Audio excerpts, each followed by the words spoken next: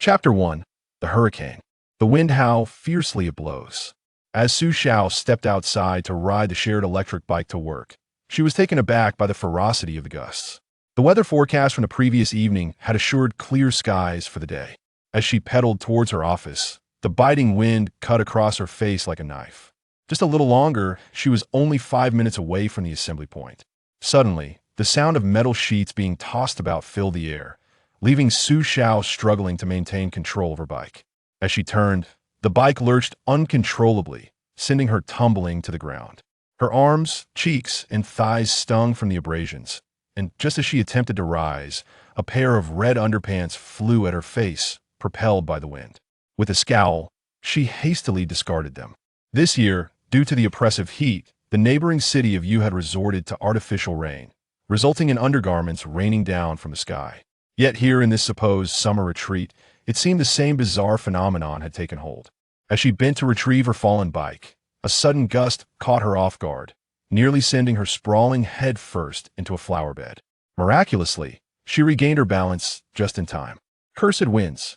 Just as she was about to utter an expletive, she witnessed a thin girl being swept away several meters, the sound of her body hitting the ground echoing ominously. Su Zhao's heart raced indeed. A bit of flesh was advantageous. The modest layer of fat she carried, often deemed unnecessary, proved invaluable in times of peril. A sudden electronic voice pierced the air, resembling a news announcement or an audiobook narration. The global launch of the Apocalypse game is underway. A level 20 hurricane will arrive in 1 hour, with 30 million diverse safe houses available worldwide for players to experience. Survivors who locate and enter a safe house can bind it to their accounts, securing their eligibility for survival in the apocalypse. Su Xiao instinctively scoffed at the absurdity of it all. A level 20 hurricane could obliterate buildings, no shelter would guarantee safety. What distinguished this from an apocalypse? But wait, that voice seemed to be heralding the end of days. Looking up, she saw the sky shrouded in a thick haze, debris swirling around her. Was it possible that the annual doomsday predictions were finally coming to fruition this year? Her life was at stake. Struggling against the wind, Su Xiao forced herself to stand and painstakingly made her way to a nearby overhang, where she listened to the glass rattling outside. The announcement had been sudden and fleeting, leaving those around her bewildered and uncertain of its authenticity. Nevertheless, Su Xiao noticed a few others, like herself, cautiously scanning their surroundings, searching for the fabled safe houses. The lone shopping mall near the office building was the only refuge in sight, with the rest of the area dominated by office towers. She had no idea what the safe house symbols looked like or in what manner they might manifest. Suddenly, a woman standing before Su Xiao rubbed her hands together, her eyes brightening as she resolutely faced the wind and headed toward a building across the street. The gusts were fierce, and departing now was clearly perilous. Yet the woman pressed on, leveraging her own physical heft to persevere. Su Zhao's gaze remained fixed on the woman as she approached the glass front of the opposite office building. A golden doorknob was conspicuously embedded in the glass, its gilded surface shimmering mysteriously. The moment the woman touched the doorknob, an expression of ecstasy lit her face, and then, just like that, she vanished. Suddenly, Su Xiao realized that there truly existed a safe house. However, this was alarming. In the event of a global catastrophe, with a population of 10 billion on Blue Star, the mere 30 million safe houses would be woefully insufficient. The competition would be fierce. It was imperative to locate a safe house before others discerned that it was merely a doorknob. With this thought in mind, Su Xiao quickly observed what appeared to be a faint reflection of a doorknob on a tree across from her, glimmering in silver. Without hesitation, she dashed towards it. Yet, to her dismay, a man nearby, leveraging his weight advantage, suddenly shoved her aside with considerable force. The impact against her back was excruciating, and before she could utter a cry of pain, she watched as the man rushed to the tree, touched the doorknob, and vanished from her sight. A breath of frustration welled up within Su Xiao. Cursing would yield no benefit in a crowded space. Competition would be fierce. She was not the only one to notice the unusual wind and the peculiar notifications. She needed to devise a strategy to discern the patterns and act faster than the rest to survive. First, both safe houses bore doorknobs, suggesting that these knobs might serve as their identifiers. Secondly, the color and luster of the doorknobs were distinct. One was gold and the other silver, indicating that there could be variations, perhaps even other types of knobs. Lastly, since safe houses appeared randomly, it stood to reason that less populated areas might offer greater opportunities. At present, most people were either hiding in vehicles or taking refuge in buildings, leaving the streets sparsely populated. Those who ventured out were preoccupied with their own concerns. Yet, it was often in the most perilous places that safety could be found. Su Xiao surveyed her surroundings, her gaze settling on the ground in the middle of the road, where a green manhole cover was embedded, devoid of any shine. Could this be a safe house?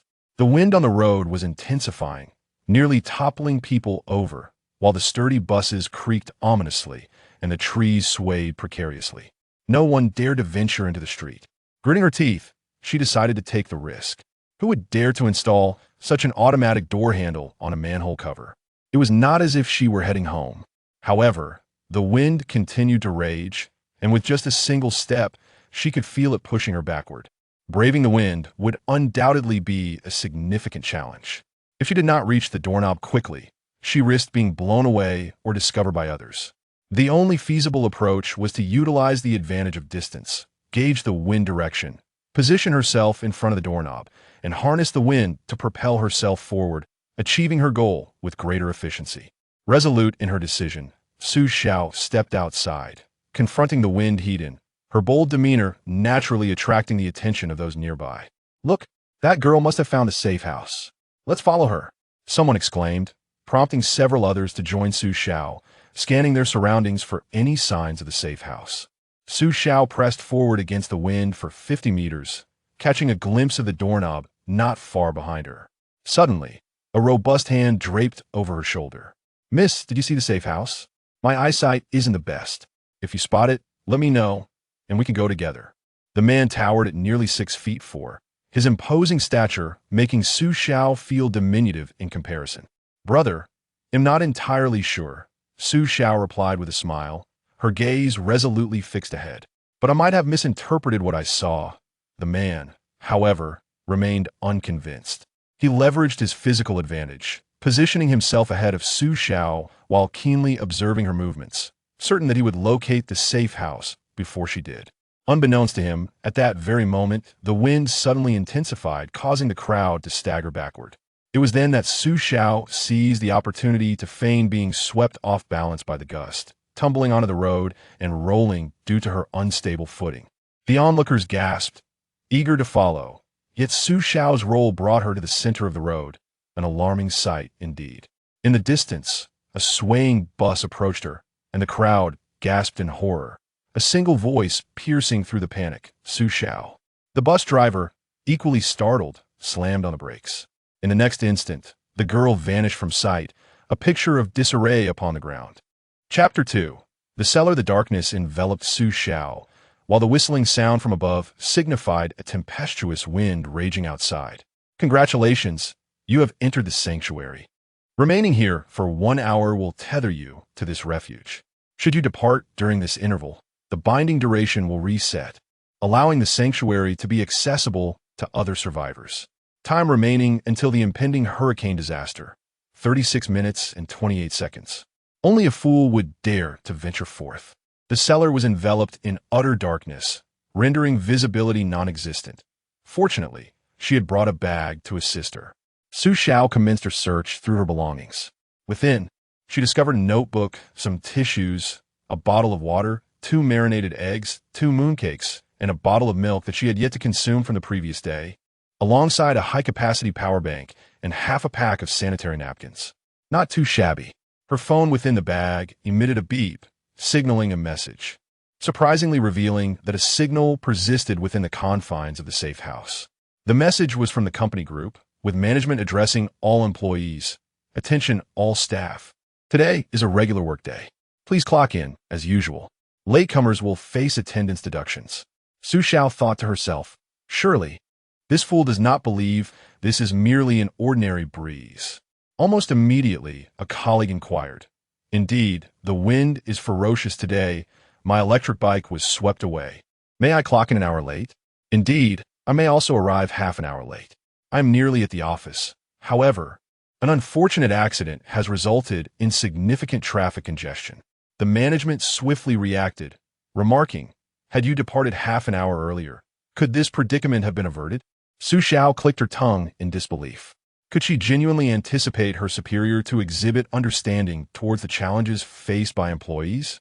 Just as she contemplated silencing her phone, she observed that someone had mentioned her.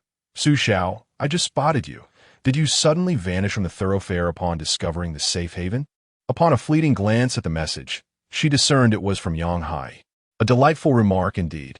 Su Xiao, apurame, embarked on her professional journey immediately after her university graduation, entering the realm of a gaming company.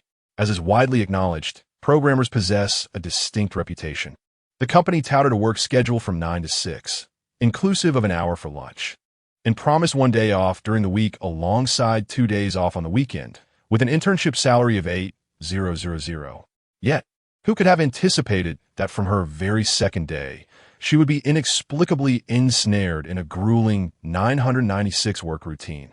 By 8:30 a.m., the office was nearly filled to capacity. After 6 p.m., neither management nor the other employees departed.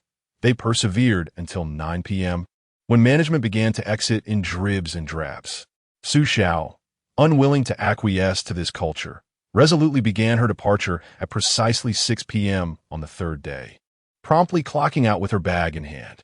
When Yang Hai, who questioned her about her solitary decision to forego overtime, inquired, she replied, "Because I do not require overtime pay. My responsibilities have been fulfilled within the designated working hours." Yang Hai, in his 30s and lacking particular competence, excelled instead in the art of flattery. He reported her to the supervisor, alleging that her work ethic was inappropriate and suggested she be replaced with another intern.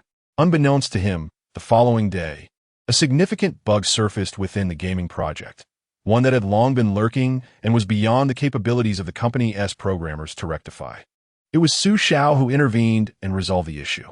Thus, she seamlessly transitioned to a permanent position, earning a salary of 12,800, surpassing that of Yang Hai, which only deepened his disdain for her.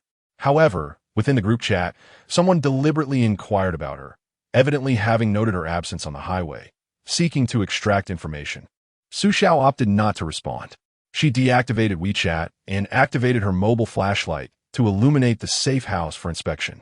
The room was modestly sized, with a height of 3 meters and an area of approximately 10 square meters, devoid of any lighting. The walls were constructed of concrete, resembling a cellar, with the only notable feature being a red lever positioned centrally upon the wall. Su Xiao approached to examine it. The lever could be maneuvered in 4 directions, up, down, left, and right. Applying a gentle force, she pulled the lever forward. Her body experienced an immediate sensation of tilting, as though the entire cellar had shifted slightly forward. However, upon releasing her grip, it came to an abrupt halt. Without hesitation, she tugged at it once more, and with a bang, she was uncertain what she had collided with that was immovable. Raising her gaze, she discovered an electronic map displayed on the wall before her, illustrating the surroundings within a 1-kilometer radius centered on the cellar. Sparse red dots were scattered across the map, indicating obstacles that could not be circumvented. Additionally, there were descriptions accompanying it. The gray areas represented land, the white areas signified voids, and the blue areas indicated water. This safe house permitted movement solely within the gray zones, while blue and white areas necessitated detours. Her phone emitted a series of notifications. Someone was tagging Su Xiao. She retrieved her phone to check, and the messages still originated from the company group management, addressing all members. "Wen Ming, have you all located the safe houses? I arrived at the company an hour and a half early and managed to find one here." Wen Ming, the personnel officer, was notoriously frugal. When Su Xiao sought employment, he relentlessly negotiated her base salary. Though her resume was not exceptional, it was certainly respectable, and a base salary of 10,000 was her minimum threshold. Otherwise, she preferred to devote her time to part-time work at home. This man, treating the company as his own fiefdom, was now engaging in petty rivalries, truly a fool. Oblivious to his own mediocrity, Lu Yun inquired. The safe house should accommodate several individuals. Why do you not allow us entry for a while? Gua, Jija added. I also searched the company thoroughly but found no safe house. Wengu, where exactly are you? Wen Ming replied, that may not be advisable. I've been instructed to remain inside for an hour to secure the safe house, and I cannot exit just yet. Lu Yin asked, can only one person stay in a safe house? Wen Ming, however, it is rather cramped. Lu Yun, it is preferable to have more than one person. Come now, Wengu, let's enter. The wind is fierce and utterly fearsome. President Wang. Wen Ming, where are you? Wen Ming, please hold on a moment, President Wang. I shall converse with you in private. What a simpleton. It was clear that this was no ordinary typhoon. Should the apocalypse truly be upon them, those fortunate enough to gain entry to safe havens would possess a considerable advantage. Who would not covet such a fate? At this juncture, the emphasis remained on ingratiating oneself with superiors, and one could only dread that those endowed with the capacity to rescue others might themselves be incapable of salvation. Su Xiao continued her scrutiny of the cellar. Above her, she discerned an aperture resembling a ventilation shaft. Upon making contact with it, a notification appeared. Oxygen duration, 23 hours, 33 minutes, and 12 seconds. It was a countdown. Although this space functioned as a sanctuary, it still necessitated the replenishment of oxygen. Furthermore, upon touching the exit of the cellar, another notification emerged. Level 20 hurricane disaster imminent. The safe house remains unbound. Do you wish to confirm your departure? Indeed, the answer is no. The outside world is exceedingly treacherous. After thoroughly scouring every corner of the cellar for additional information, Su Xiao decided to take a moment to rest. Suddenly, a cacophonous crashing sound erupted from the entrance of the safe house, akin to the forceful impact of a heavy object. One might easily mistake it for someone knocking. Su Xiao steeled himself to investigate. However, as he approached the cellar door, the system announced, the hurricane disaster has officially commenced. This calamity shall persist for a duration of 8 hours. Survivors within the safe house will remain unscathed during this time. Other survivors, please endeavor to survive. Chapter 3. The conclusion, 8 hours. This catastrophic hurricane is poised to endure for an inordinate span. It seems as though the participants are being ensnared. With 94 battery life remaining on his phone, complemented by a high-capacity power bank and a notebook nestled within his bag, the prospect of a power outage appeared rather remote in the immediate future. However, oblivious to the unfolding events beyond his confines, Su Xiao could only retrieve his phone. The group chat was inundated with a flurry of messages. He accessed the 4-character game group he had previously joined, where an individual was live-streaming through a group video. The footage captured a height of approximately 30 stories, revealing several colossal whirlwinds forming in the distance, swirling together in a manner reminiscent of a dust storm. The person in the video murmured, "It's over. I cannot escape." Buildings surrounding the tornado crumbled in an instant, glass shattered, and the video abruptly ceased. Within less than a minute of viewing, Su Xiao found himself drenched in cold sweat. The number of participants engaging in conversation within the group dwindled significantly. Su Xiao seized a tissue to wipe the perspiration from his palms. In the face of nature, human existence is indeed fragile. The last message in the company group had been sent mere minutes ago by Wen Ming. Apologies, this safe house is rather small. It can only accommodate 2 individuals. Su Xiao surveyed his 10-square-meter refuge. Could it be that each safe house differs in its dimensions? What might a secure refuge designed for the accommodation of just 2 individuals resemble? Perhaps akin to a modest storage closet. In this context, his cellar appeared rather commendable. At the very least, it was spacious, rendering it suitable for the storage of provisions.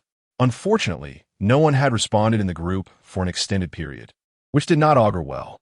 Fortunately, Su Xiao was part of several groups. In another group, he came across a message indicating that someone had successfully evaded peril by seeking refuge in an underground supermarket, although the exit was obstructed by mounds of debris, with rainwater incessantly flooding in, indicating a dire predicament. The hurricane disaster would not obliterate everyone. Numerous survivors had yet to discover a haven, but remained alive. Just as Su Xiao was about to depart from this group, he noticed a message regarding safe havens. Huang Zijian. Remarkably, I have located a safe house in the subway. It is a restroom measuring less than 2 square meters, equipped with a toilet. It informs me that once my waste accumulates to 100, I can relocate the safe house. Truly astonishing. I have never encountered such a concept in literature. The sustenance of a safe haven through defecation. The notion of sustaining oneself in such a manner is truly astonishing. This sanctuary is indeed remarkable.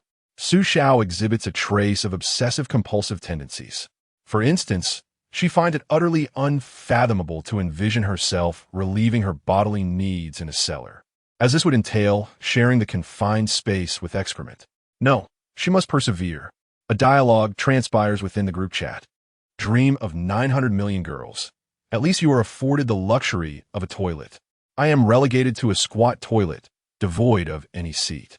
The most unfortunate aspect is that I had only just commenced when the restroom transformed into a refuge. Now, with no water to flush, I am compelled to coexist with feces. What have I done to merit this predicament? Huang Zijian, the handsomest. I dare say I am more fortunate than you. My lavatory is devoid of any unpleasant odors, and the cistern remains filled with water. Dream of 900 million girls. The water in the cistern is pristine, undoubtedly potable. Alas, I failed to quench my thirst this morning. I awoke and hastily rushed to the restroom, parched beyond measure. Huang Zijian, the handsomest, what? Do you expect me to drink from the toilet? Am I on my mind? Who in their right mind could even contemplate such a thing? Dream of 900 million girls. Just wait until you find yourself on the verge of starvation. You may resort to consuming excrement. Both individuals are recounting their experiences with the restroom, contrasting a squat toilet with a seated one. The tone of their exchange begins to stray from its original path, and Su Xiao finds their banter amusing. At that moment, a girl interjects, redirecting the conversation. Little fox, mine is a treehouse lacking a toilet, yet it boasts a unique feature. There's a daily opportunity to discover a bird's egg. A unique feature indeed. Su Xiao reminisces about the instant she sought refuge, her hands glimmering in resplendent shades of gold, silver, and bronze, evoking the allure of precious metals. Might this serve as a method to differentiate among the multitude of sanctuaries? Are the more esteemed safe havens endowed with enhanced provisions? No sooner had she pondered this than a fourth individual, proudly proclaiming a safe haven, emerged in the chat. Geely, my sanctuary is a library, quite expansive at 30 square meters, adorned with ample lighting and a delightful breeze. The library is outfitted with a water dispenser and a toaster, accompanied by provisions. Su Xiao. Splendid. It appears that the safe houses are indeed classified by tiers. The financial prowess of the affluent is indeed enviable, yet the fortune of the fortunate truly breeds envy. However, the individuals swiftly revised their statement. Geely, yet there exists a conspicuous drawback. It is impossible to conceal a glass library. During the stillness, other survivors can perceive it from a distance. He shared a photograph. Indeed, it was a library, its transparent structure revealing a multitude of individuals incessantly pounding on the safe house, making it abundantly clear that this locale was anything but secure. As the winds continued to howl, the structure would inevitably succumb, compelling them to seek refuge. Before Geely could conclude, someone tagged him. Ocean vast sky. Geely, your sanctuary is so vast. What harm would it be to allow others to take shelter within? This solitary remark rendered the assembly of safe house proprietors momentarily speechless. Su Xiao cast a glance around. This was a gaming collective comprising 2,000 members, audacious enough to speak so openly. Little Fox declared, I shall establish a new group. I have discovered the entrance to the safe house. The criterion for membership is to accurately respond to the final line of the safe house description. This was an endeavor to forge a distinct separation between those who possess safe houses and those who had yet to uncover one. Upon making this proclamation, Little Fox swiftly disseminated the QR code for group entry. Ocean Vast Sky retorted, You scoundrel, just because you have stumbled upon a safe house. What is there to boast about? A mere treehouse and a glass library indeed. Just wait. If fortune favors me, I shall undoubtedly seek you out. Through the screen, one can perceive the animosity radiating from the opposing party. In the following moment, the petite Ali departed from the group, closely followed by several individuals who possessed fortified shelters. Even a reticent member exited, perhaps having aligned with a new faction. Su Xiao longed to join the collective as well, yet she remained unaware of the final instruction regarding the secure shelter. Just as this contemplation crossed her mind, a notification resonated in her ear. Congratulations. You have successfully bound to secure shelter number 6883649, level 1. Next, Xiao Mo will elucidate the usage regulations of the secure shelter. Please pay close attention. Each secure shelter possesses unique attributes, each with its own strengths and weaknesses. Your shelter is designated as a cellar. Following a thorough examination, you may provide feedback regarding the apocalyptic game, and we shall endeavor to enhance and refine it. Upon the demise of a survivor, the secure shelter will revert to an unbound state or be claimed by the assailant. Please remain vigilant regarding your safety. Finally, within the secure shelter, invoking Xiao Mo will awaken the shelter system. Uttering the command open information will unveil the detailed panel of the secure shelter. After 3 minutes of absorbing the manual, Su Xiao grasped that each secure shelter possessed distinct attributes, as evidenced by the previous discourse within the group. It appeared highly likely that only her cellar necessitated a continuous supply of oxygen. In the event of a calamity that prevented her from exiting the cellar, she would asphyxiate once the oxygen supply was depleted. Thus, it was crucial to periodically ventilate the cellar. In contrast to other shelters that proudly showcase conveniences like restrooms and avian eggs, it was hardly surprising that the doorknob of the cellar was fashioned solely from bronze. Xiao Mo, with an air of authority, issued the command, prompting Su Xiao to evoke a blue information panel that emerged before her.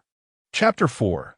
Easter Egg Level 1 Secure Shelter. Owner: Su Xiao. Space: 010 Warehouse.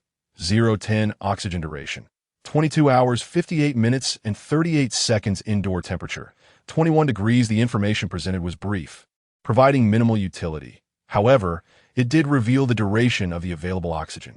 Upon merging this with Ali's previous communication, it became evident that the concluding sentence aimed to determine whether the counterpart was cognizant of the Xiao Mo shelter system's existence, thereby affirming their affiliation with the secure refuge. Nevertheless, Su Xiao had since regained her composure and opted not to join Ali's cohort, while it seemed that all entering survivors were equipped with secure shelters, ostensibly eliminating any semblance of rivalry. The looming threat remained should others endeavor to aid those without shelters in acquiring one. Resolutely, she diverted her gaze from her phone, preserving both her energy and battery life. From her satchel, she consumed 2 marinated eggs and sipped a bottle of milk. Upon completion, her anxiety substantially diminished, and her thoughts began to clarify. Yet, a nagging question arose.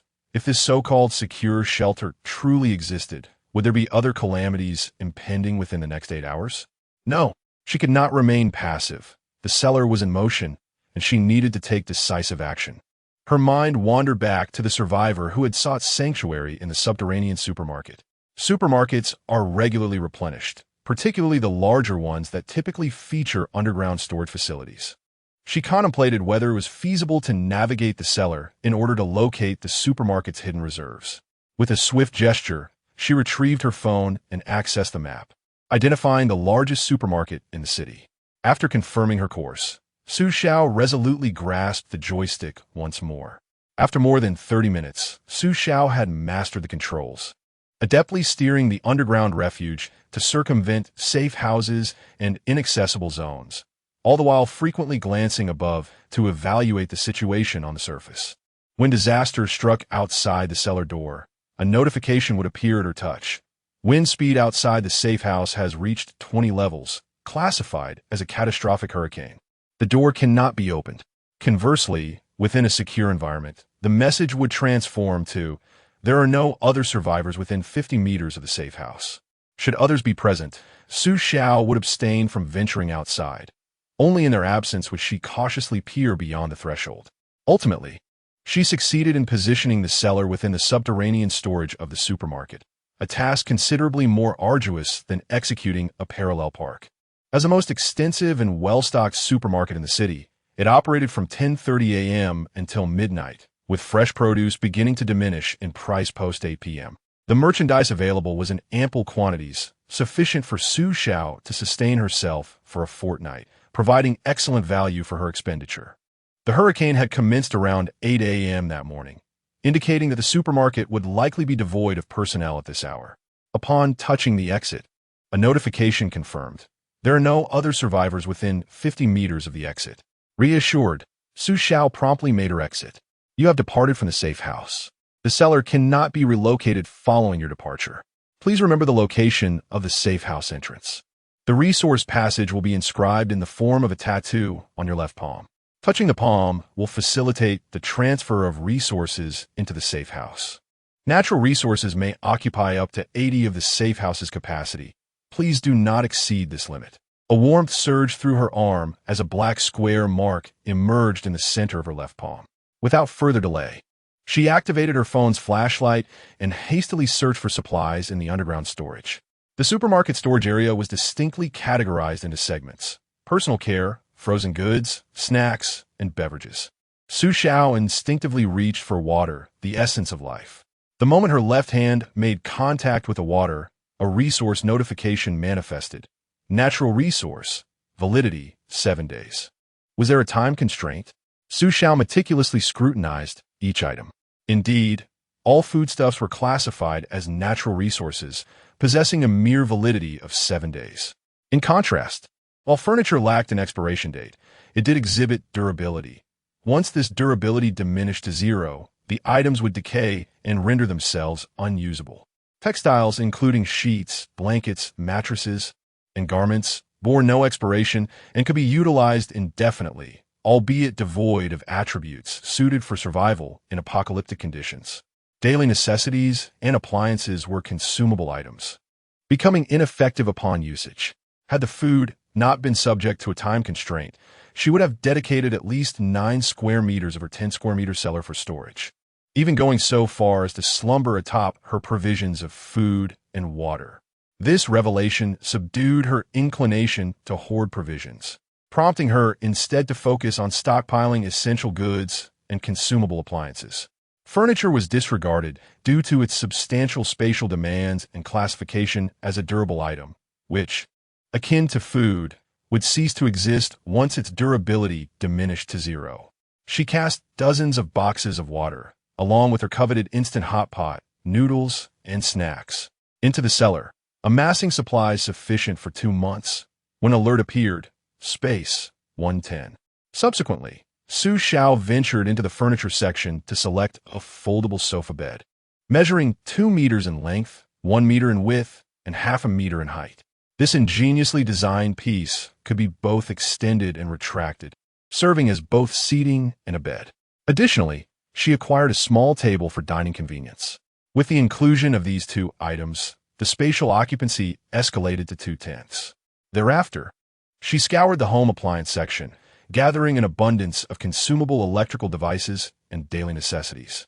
Although these items consumed space, they were all meticulously packaged in cardboard boxes.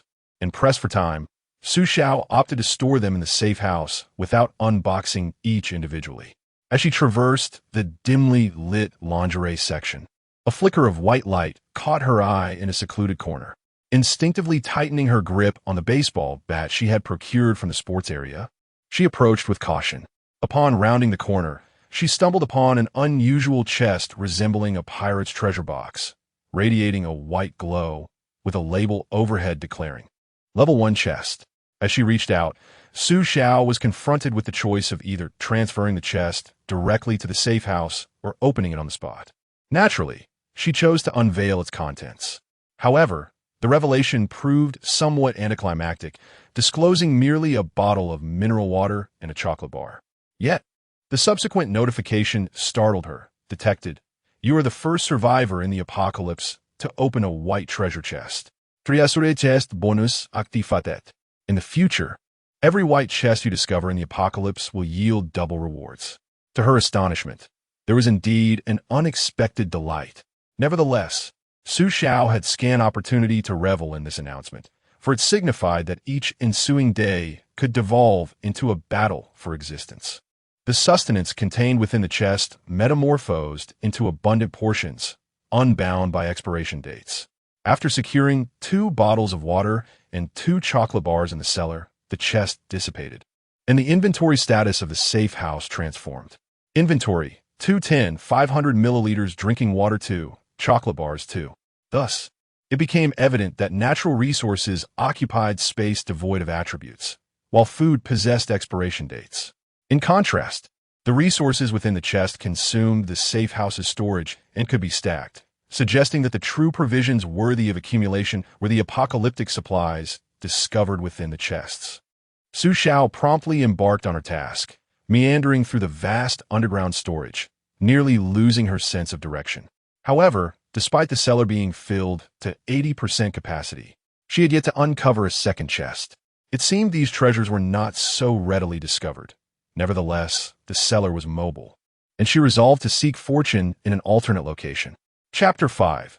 Exchange. The cellar was now filled to 80% of its capacity, leaving Su Xiao with only a narrow, constricted passageway, with even the sofa crammed full of supplies.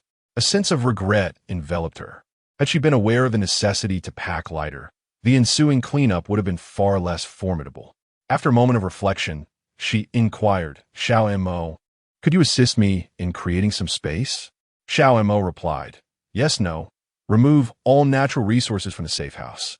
Su Xiao retorted, "No. I do not intend to eliminate everything."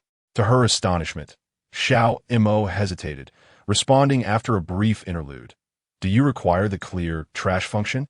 Upon activation, any resource touched by the homeowner will be immediately discarded."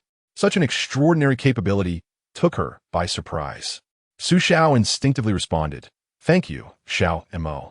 Anticipating no reply from the artificial intelligence, she was taken aback when Xiao Mo replied, "You are most welcome. It is my privilege to assist you." Once more, an announcement resonated in her ears, a message intended solely for survivors affiliated with the safe house. The current percentage of safe house affiliations has reached 50. Xiao Mo has established a communication center for survivors, wherein directives can be issued to facilitate dialogue and resource exchange. The Doomsday Treasure Chest has descended upon Blue Star, visible exclusively to survivors associated with the safe house. The chest contains game resources from the apocalyptic game, which are eternal and endowed with unique attributes. The first survivor to unlock chests of varying colors will activate a distinctive Easter egg. This hurricane disaster will endure for 7 days. May all survivors endeavor to persevere. The broadcast concluded, leaving Su Xiao furrowing her brow. The information imparted in this announcement was anything but trivial. The hurricane's duration of 7 days hinted at the potential onset of further calamities. Moreover, the fact that 50 of the safe houses had been bound, yet still required a reminder to survivors, indicated a diminishing number of safe havens. After a moment of contemplation, she commanded, "Xiao Mo, please open the Survivors Communication Center." Within the Communication Center, personal information was displayed. ID 688-3649, owner. The ID also served as a default moniker. The text-based communication channel was rather elementary, with several individuals already engaged in discourse. However, their remarks were rather mundane, such as, "Are you all right? What is the current state of the external world?" By selecting another's nickname, one could initiate private exchanges, including the trading of items. A trading description was conveniently located nearby, necessitating both parties to scrutinize the goods and click confirm for a successful transaction, establishing a dual safeguard that eradicated any potential for deceit. Having not encountered anyone sharing relevant information or trading requests, Su Xiao opted to close the communication center. She yearned to seek out the treasure chests. Yet the tempest raging outside confined her to subterranean locales such as malls, warehouses, and parking lots. Fortunately, a variety of underground structures lay in proximity. After diligently searching through 4 nearly collapsed underground parking lots devoid of exits for 2 hours, she uncovered 6 white treasure chests. Each white chest contained provisions, typically comprising a bottle of water and a serving of food. However, with the presence of the white chest Easter egg, upon opening the chest, the food within would miraculously double in quantity. Moreover, she had the option to forego opening the chest entirely and instead store it directly within her safe house. Had she not devoted 2 hours to locating solely white chests, She might have begun to suspect that they were the only type of chest in existence within this realm. Fortunately, in the fourth underground parking lot, she chanced upon a distinctive red chest. She opened it without hesitation, revealing an axe inside, though no Easter egg was activated. This was hardly surprising, as considerable time had passed, and it was certain that other survivors would also be vying to amass resources.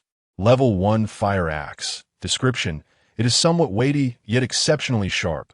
Ordinary survivors cannot withstand its ferocity, and it can also be wielded against the peculiar entities that have emerged in this post-apocalyptic world. As she grasped the axe, a line of information materialized atop a nearby Maserati. This vehicle appears somewhat unusual. Perhaps it could be attacked to uncover something. With a swift motion, Su Xiao seized the axe and approached the vehicle. The immaculate Maserati, a symbol of the formidable protagonists in novels, was unexpectedly marked for demolition by her today. With resolute determination, she swung her axe down upon the car. Initially, she presumed that, given her strength, even with an axe, she would not penetrate the automobile deeply. However, to her astonishment, the car was as fragile as cardboard before the blade, shattering with each strike. With a second swing, the car was reduced to a mass of mangled metal, seemingly disintegrating further with each blow. Upon the third strike, the vehicle was diminished to mere iron dust, revealing a purple treasure chest upon the ground. A smile illuminated Su Xiao's face as she hastily opened it, discovering a purple scroll within.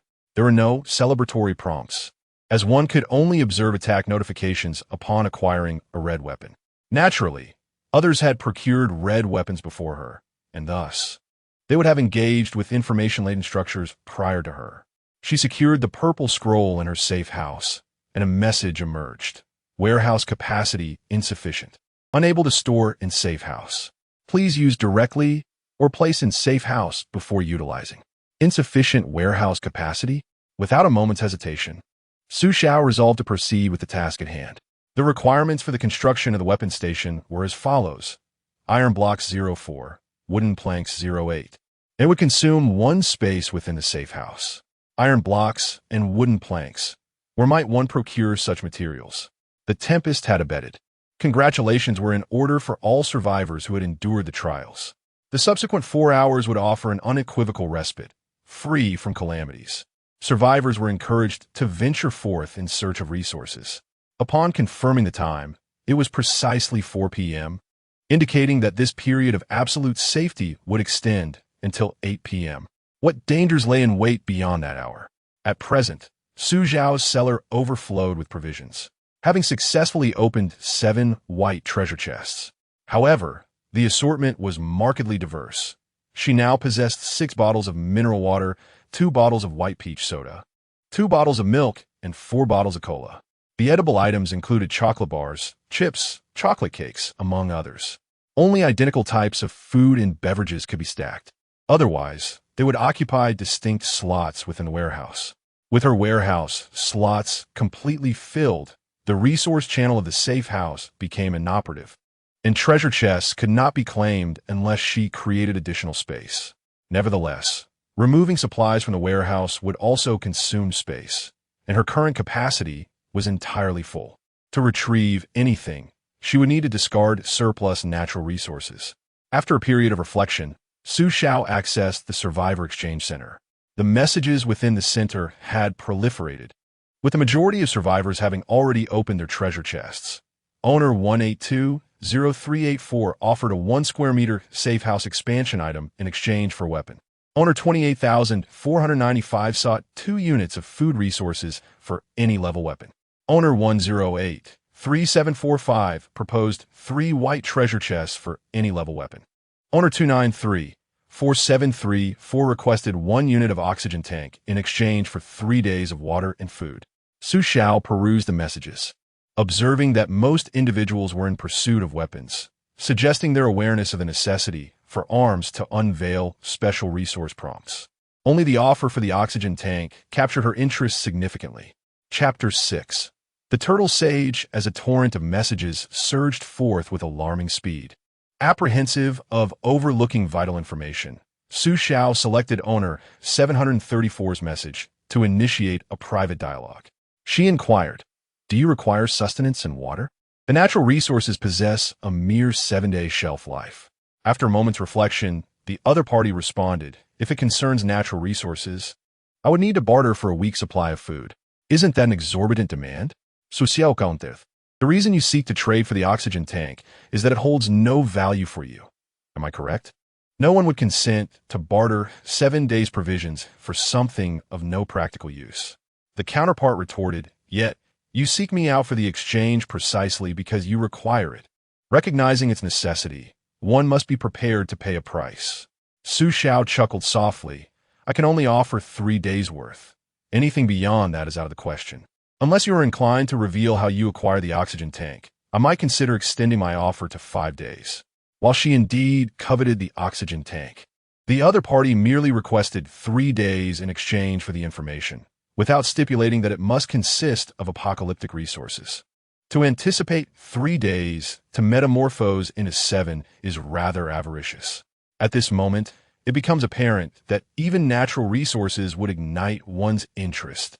Thus, she maintained her composure, persistently seeking another fortunate player. At long last, she encountered a host with a modified name. The turtle sage proclaimed, "Any information may be traded for sustenance and water, with no duplications. However, I cannot assure that the information I provide is familiar to you." Oh, what serendipity! Amidst the multitude of original names, this one shone brightly. She discreetly inquired, "Are natural resources permissible?" "They endure for merely 7 days. The response was swift, indeed. However, I cannot guarantee that the information I impart is familiar to you. Therefore, you must apprise me beforehand. Should you neglect to do so, the moment I reveal the information, it shall be deemed a transaction." Su Xiao responded, "Then I shall pose the inquiries first, and you shall furnish the answers. Each response constitutes a singular piece of information, and I shall ascertain its veracity."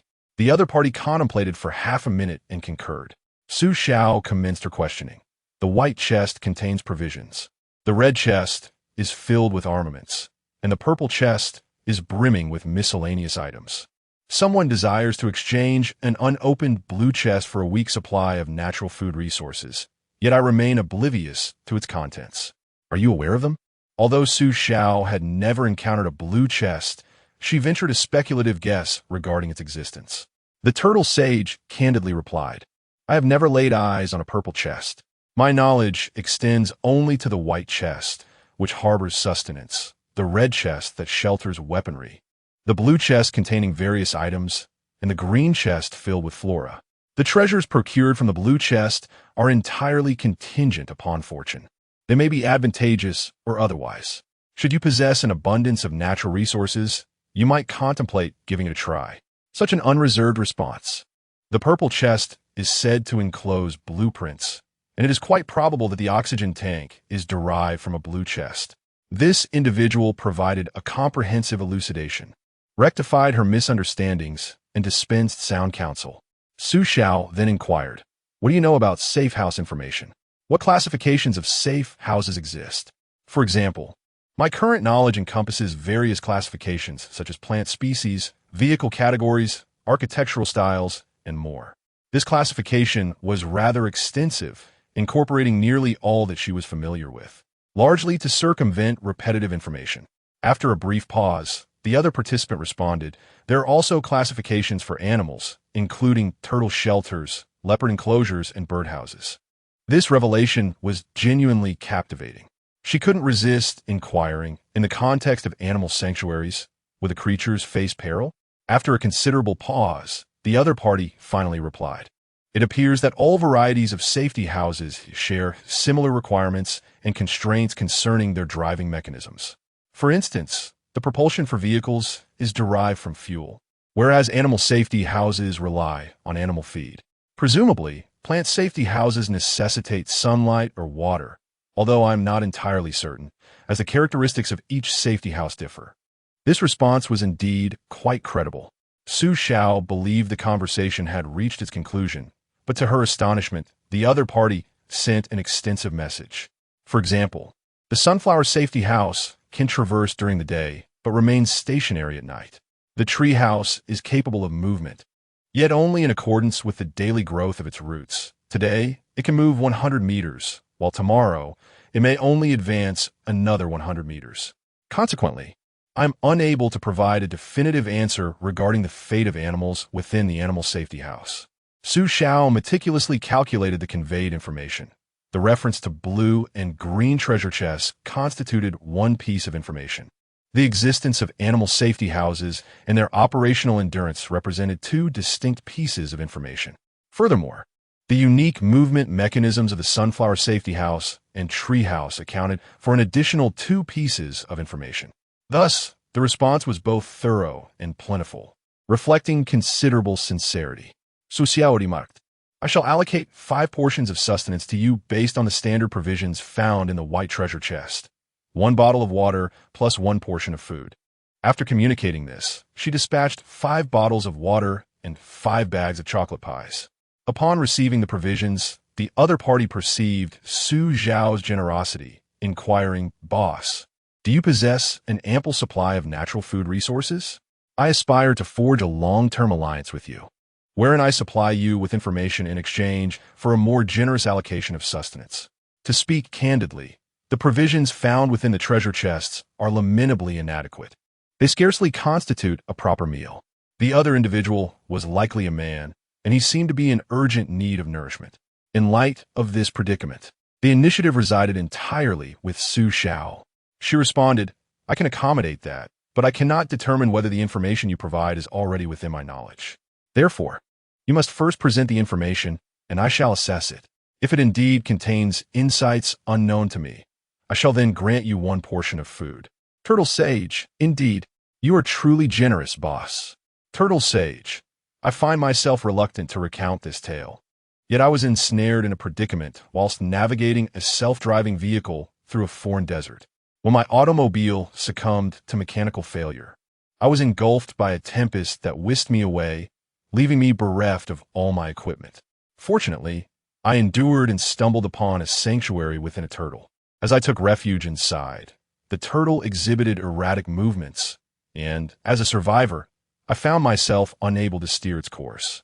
Consequently, I remain uncertain of my location, devoid of sustenance. The pursuit of treasure chests in the desert proves to be an arduous task.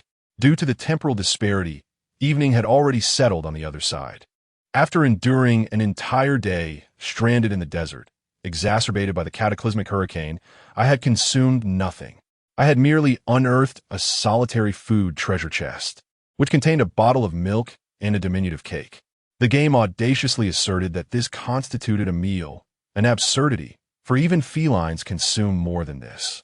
Thus, the meager rations I could offer in exchange with fellow survivors were scant, prompting me to reach out to them through the communication center, utilizing my own intelligence to barter for theirs. As the accumulation of information reached a pivotal point, I dispatched a message symbolically, hoping that someone might perceive it and possibly be inclined to trade something with me, thereby granting me the fortitude to venture forth in search of supplies. To my astonishment, only Su Xiao responded. Upon hearing my plight, Su Xiao comprehended the sincerity of my predicament. I had relayed information acquired through dubious channels. When the hurricane loomed, not all found themselves amidst resource-abundant locales. Perhaps the natural assets she possessed held equal significance. Chapter 7. The fishing boat. Su Xiao contemplated for a moment and inquired, Isn't the white treasure chest the most easily located?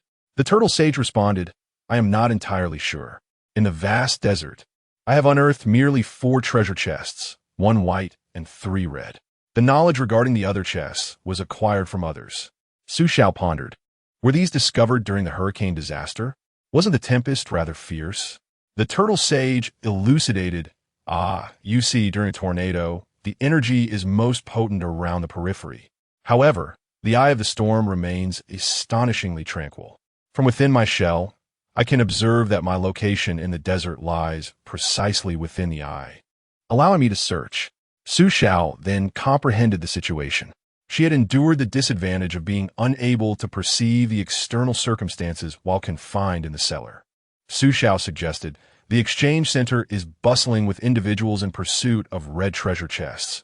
Surely, you could barter for a considerable amount of supplies. Why not seize that opportunity?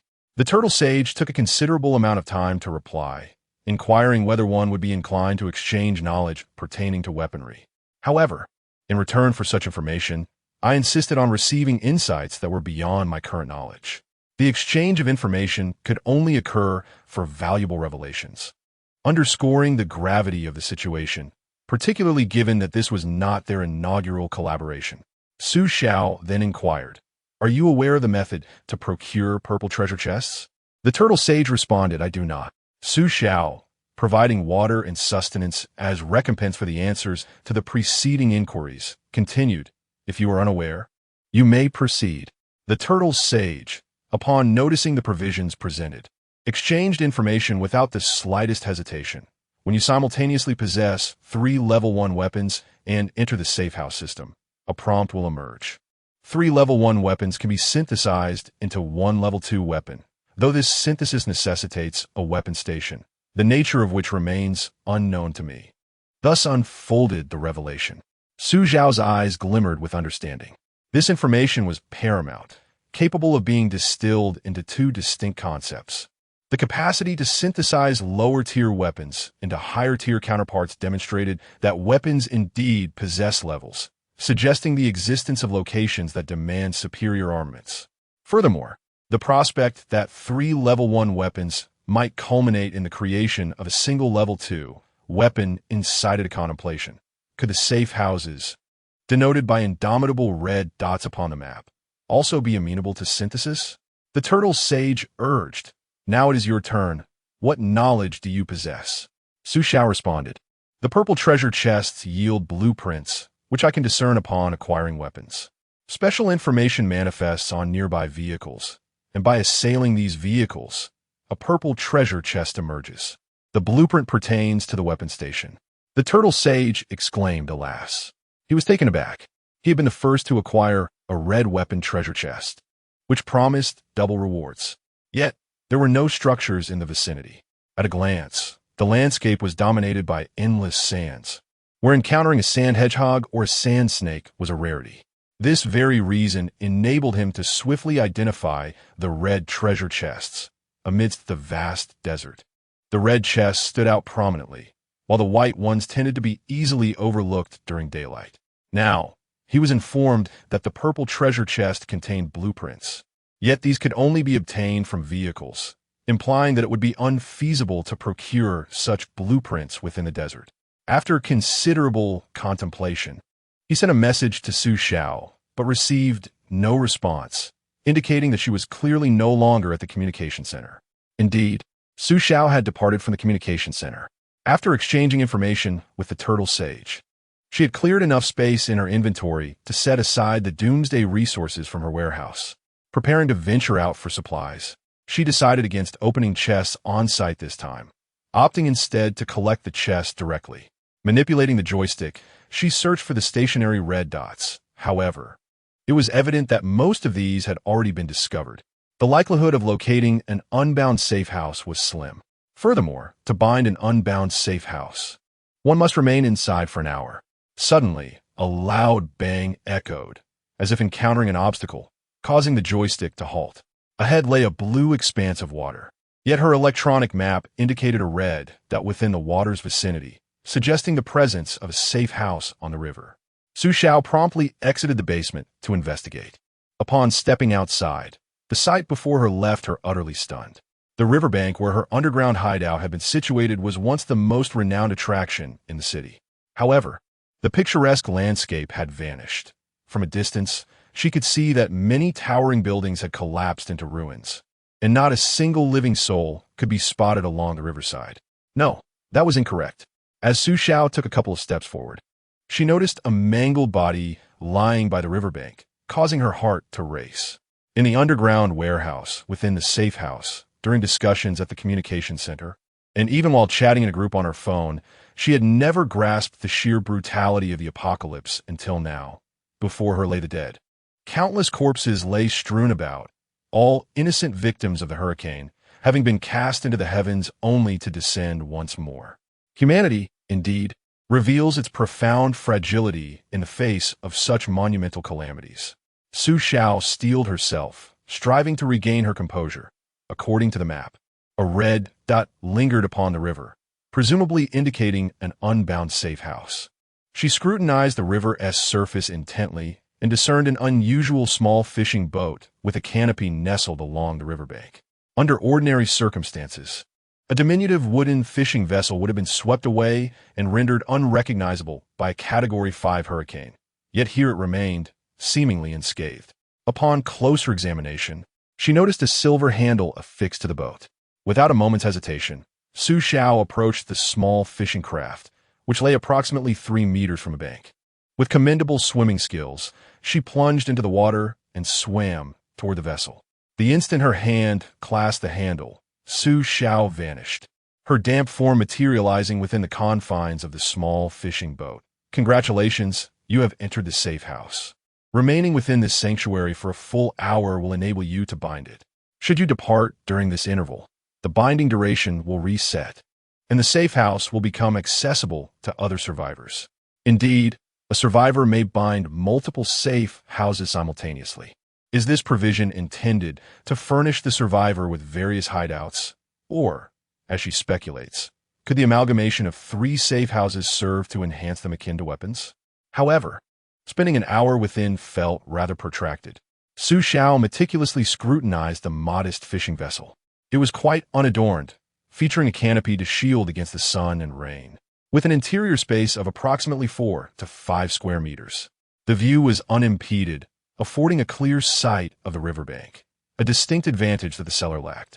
Most importantly, it appeared to be a haven upon the water. Yet, Su Xiao could not discern any means to navigate the boat. Just then, a brisk gust of wind swept through. Wind speed reached level 2, movement enabled. An electronic map materialized before her, accompanied by a manual command indicator. It seemed that the vessel could only traverse when the wind blew. How utterly peculiar indeed, from the perspective afforded by the boat. She surveyed the riverbank for any signs of activity. To her great delight, she beheld a crimson treasure chest not far off, situated less than 300 meters from the fishing vessel, which compelled her to steer the craft towards the shore. As she delicately traced her fingers over the electronic map, the fishing boat commenced its gradual advance. However, it soon became evident to Su Xiao that something was awry. Chapter 8. Apocalypse Monsters. The velocity of the boat's navigation was inexplicably intertwined with the prevailing wind speed. Under the influence of a level 2 breeze, the modest fishing vessel advanced with the lethargy of an elderly gentleman indulging in a leisurely promenade, barely covering a distance of 100 meters in 2 minutes.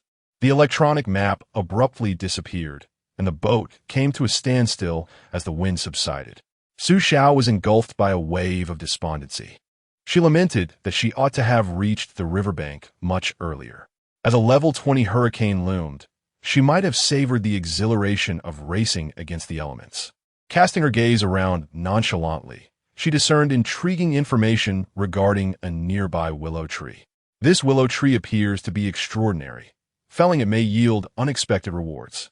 Could it be yet another purple treasure chest? Su Xiao felt a surge of exhilaration. However, she had to bide her time for the fishing boat to bind successfully. Should she disembark? At that moment, a striking red Ferrari suddenly emerged, deftly maneuvering through the entangled branches and heaps of debris, coming to a halt not far ahead. This was no ordinary sports car. What sort of vehicle could traverse a city ravaged by a hurricane in such a manner? With a subtle intensification of the wind, Su Xiao seized the moment to guide the small fishing boat away from the shore, ensuring a safe distance. Binzi, there lies a red treasure chest here. 2 men emerged from the vehicle, which subsequently vanished. The youthful man with ash-gray hair surveyed the surroundings, his demeanor remarkably buoyant. Binzi, you are correct. Everyone seems to be heading towards the city center, yet there is an utter absence of souls here at the outskirts. This crimson treasure chest lies boldly unclaimed. The bespectacled man, trailing behind him, appeared utterly perplexed. Su Xiao furrowed her brow as she observed the 2 men. Binzi, gaze upon that fishing boat. Does it not seem somewhat peculiar? It appears as if. The gray-haired man raised his hand, instinctively pointing in Su Xiao's direction, a gesture that elicited a defensive response within her. However, It took her a moment to comprehend that while they could perceive the fishing boat, they were unable to discern her presence aboard it. The safe house was artfully concealed as an ordinary structure, with its cellar entrance appearing the most innocuous on the surface. Yet, the ensuing scene left Su Xiao utterly astounded. The bespectacled man abruptly seized a stone and struck the gray-haired man forcefully upon the head. Once, twice. The gray-haired man swiftly became a grotesque sight, his final gaze brimming with unyielding resentment directed at the bespectacled man. Zhongyi! I am sorry. This world has transformed, Binzi stammered, discarding the brick, his voice trembling. Few can survive. I cannot entrust you with the safe house in your possession. This frightened and timid demeanor stood in stark contrast to his earlier ruthless act of taking a life. Lu Yang's expression was one of disappointment. His gaze drifted toward the fishing boat at the center of the lake, yet he could not bring himself to articulate that it was a safe house. He closed his eyes and breathed his last. The voice that reverberated in Lu Yang's mind brought a flicker of joy to Binzi's countenance. When he looked up again, indeed, a red treasure chest materialized before him. Upon opening the chest and retrieving a level 1 hammer, he lifted his gaze just in time to catch sight of the small fishing boat upon the river. His puzzled expression inadvertently met Su Xiao's, causing her breath to catch, especially since she had just witnessed him murder her friend. Yet, Binzi had merely bound the safe house through the elimination of other survivors. He remained oblivious to the fact that the red dot on the electronic map signified an unbound safe house. He could not even perceive the electronic map itself. Aside from feeling that the appearance of the fishing boat on the river was rather strange, he made no further discoveries. After all, he could not perceive Su Xiao within. Thus, he quickly averted his gaze. Su Xiao exhaled, regaining her composure to speculate. That red sports car was a safe house, and its owner was the deceased gray-haired man. The bespectacled man was likely a companion of the gray-haired man from before the apocalypse, much like the survivor who, while seated upon the toilet, suddenly found their home transformed into a safe house. They too were en route, the vehicle becoming their sanctuary. The more she contemplated, the more terrifying it became. In such an apocalypse, one should not place trust in others lightly unless absolutely necessary. Su Xiao herself was inherently cold and distant. Having been orphaned, her introverted nature led her to be returned to the welfare institution multiple times after being adopted, leaving her with deep-seated scars. It was not until she turned 13 that the Jiang family officially adopted her. However, shortly thereafter, the Jiang family reclaimed Jiang Qiqi. Later, due to Jiang Qiqi's psychological issues, they chose not to keep her close, but instead had her cared for in another residence by a hired caretaker. She felt no sorrow over this. Her aversion to being a burden drove her to study diligently and work part-time, striving to repay the Jiang family's kindness through the pursuit of further education. On the surface, it appeared she had entered a normal life, yet internally she remained quite indifferent toward those unrelated to her. Thus, Su Xiao soon accepted this reality. She continued to observe the bespectacled man's movements. Upon acquiring a weapon, the bespectacled man immediately scanned his surroundings, quickly noticing the peculiar willow tree. Seizing the gentle breeze, Su Xiao quietly maneuvered the fishing boat closer to the shore, eager to witness what treasure the bespectacled man would unveil. As soon as he struck the willow tree with his weapon, it transformed into a towering black monstrosity, looming over him like a colossal beast of twilight. Su Xiao was momentarily stunned. Was this not a treasure chest? What, in the name of all that is sacred, had the foe conjured? Alas! Startled, the bespectacled man instinctively swung the hammer he clutched at the dark creature, only to realize that it was not merely unscathed. It appeared to have entered a frenzied state, retaliating against him with unparalleled ferocity. The shadowy blade pierced his skin with ease, causing blood to flow profusely. It was at that moment that Su Xiao noticed a line of information hovering above the creature's head. Doomsday Monster, Level 1. The creature's height obscured it from close view. Only from a distance could its true nature be discerned. As the bespectacled man felt the agony, his fear intensified. Understanding that he could not vanquish the creature, he attempted to flee, only to be ensnared by the elongated, claw-like appendages of the black monstrosity, which consumed him whole. elevating its level from 1 to 2. The bespectacled man vanished, and the hammer he had just grasped clattered to the ground. 3 seconds later, the hammer disappeared, and a crimson treasure chest materialized by the riverbank. Upon closer inspection, Su Xiao no longer perceived it as treasure, but rather as a treacherous bait. Processing the information before him, he deduced that this abruptly manifested doomsday creature upgraded itself by consuming survivors, and its level was likely correlated to the grade of the weapon. Most critically, this was a creature summoned by a special prompt. This indicated that such prompts were not inherently safe. Monsters lurked within their guise. Yet, the game had clearly stated that the 4-hour window was a period of absolute safety devoid of disaster. This was misleading. A disaster-free period did not imply the absence of monsters. Furthermore, this doomsday creature was concealed within the foliage. As long as survivors refrained from recklessly engaging with structures marked by special indicators, they would remain unharmed. Su Xiao meticulously scrutinized the textual prompt on the willow tree. Might there exist a discernible pattern in the summoning of monsters and the appearance of treasure chests intertwined within this clue? However, he presently found himself devoid of the means to substantiate such a conjecture. With the doomsday monster now at level 2, it seemed to surpass the limitations of his level 1 axe. Perhaps only through the enhancement of his weapon could he dare to confront it. Chapter 9. Rescue Su Xiao remained aboard the small fishing vessel until, an hour later, the safe house was firmly secured. Logically, this location was not particularly isolated. However, he had yet to encounter another survivor during this time. Upon reflection, this was hardly surprising. With a staggering population of 10 billion on Blue Star and 3 million safe houses, even if each individual possessed one, the likelihood stood at a mere 0. 3. Disregarding the potential disparities in regional safe house distribution based on population density, this city boasted approximately 18 million inhabitants, which by this ratio could yield around 54,000 safe houses. Should anyone possess 2 or more, the ratio of individuals would diminish even further. Moreover, the various categories of safe houses could only be accessed through distinct modes of transportation, imposing considerable constraints. Survivors devoid of safe houses were preoccupied with self-preservation and the relentless struggle for daily resources. Who would have the luxury to seek out treasure chests? Therefore, the number of survivors capable of reaching this location was minimal. Congratulations on successfully establishing the Level 1 safe house number 283947. It has been noted that this marks your second bound safe house. The usage instructions for safe houses will not be reiterated. A cordial reminder from Xiaomo. Binding a third safe house may activate a unique event. Does the activation of this unique event necessitate a third safe house? What is the essence of this special event? Xiaomo, please unveil the information. Level 1 safe house. Owner, Su Xiao. Space, 04 storage. 010 indoor temperature, 23 degrees.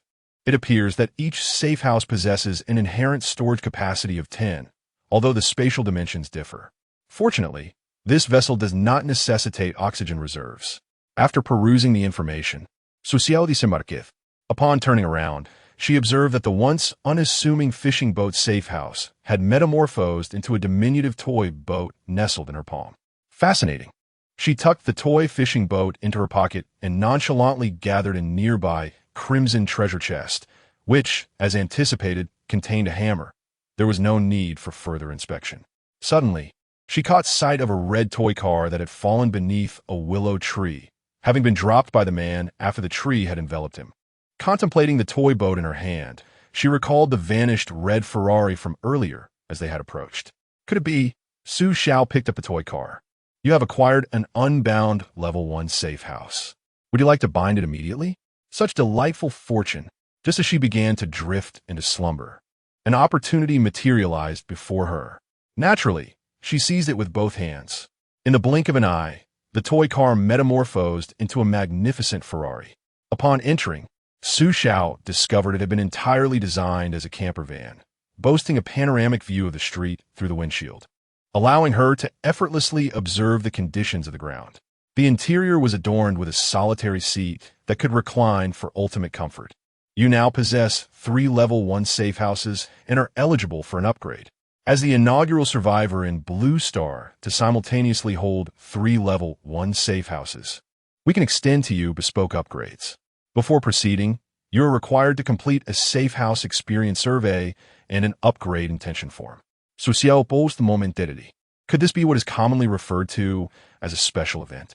Are you content with your current trio of safe houses?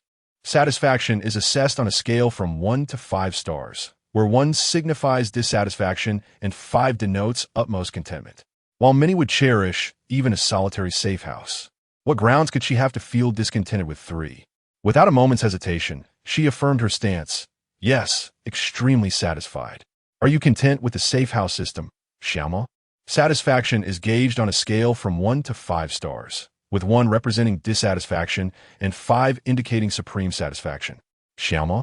Su Xiao recognized that she had not engaged with Xiaoma extensively, yet she sensed it resembled an artificial intelligence entity. The abrupt emergence of the survey compelled her to approach it with seriousness. A commendable review was imperative. 5 stars it must be. Next comes the upgrade intention form. Following the beep, you may articulate your desired proposal, which will be formally submitted to headquarters. Beep.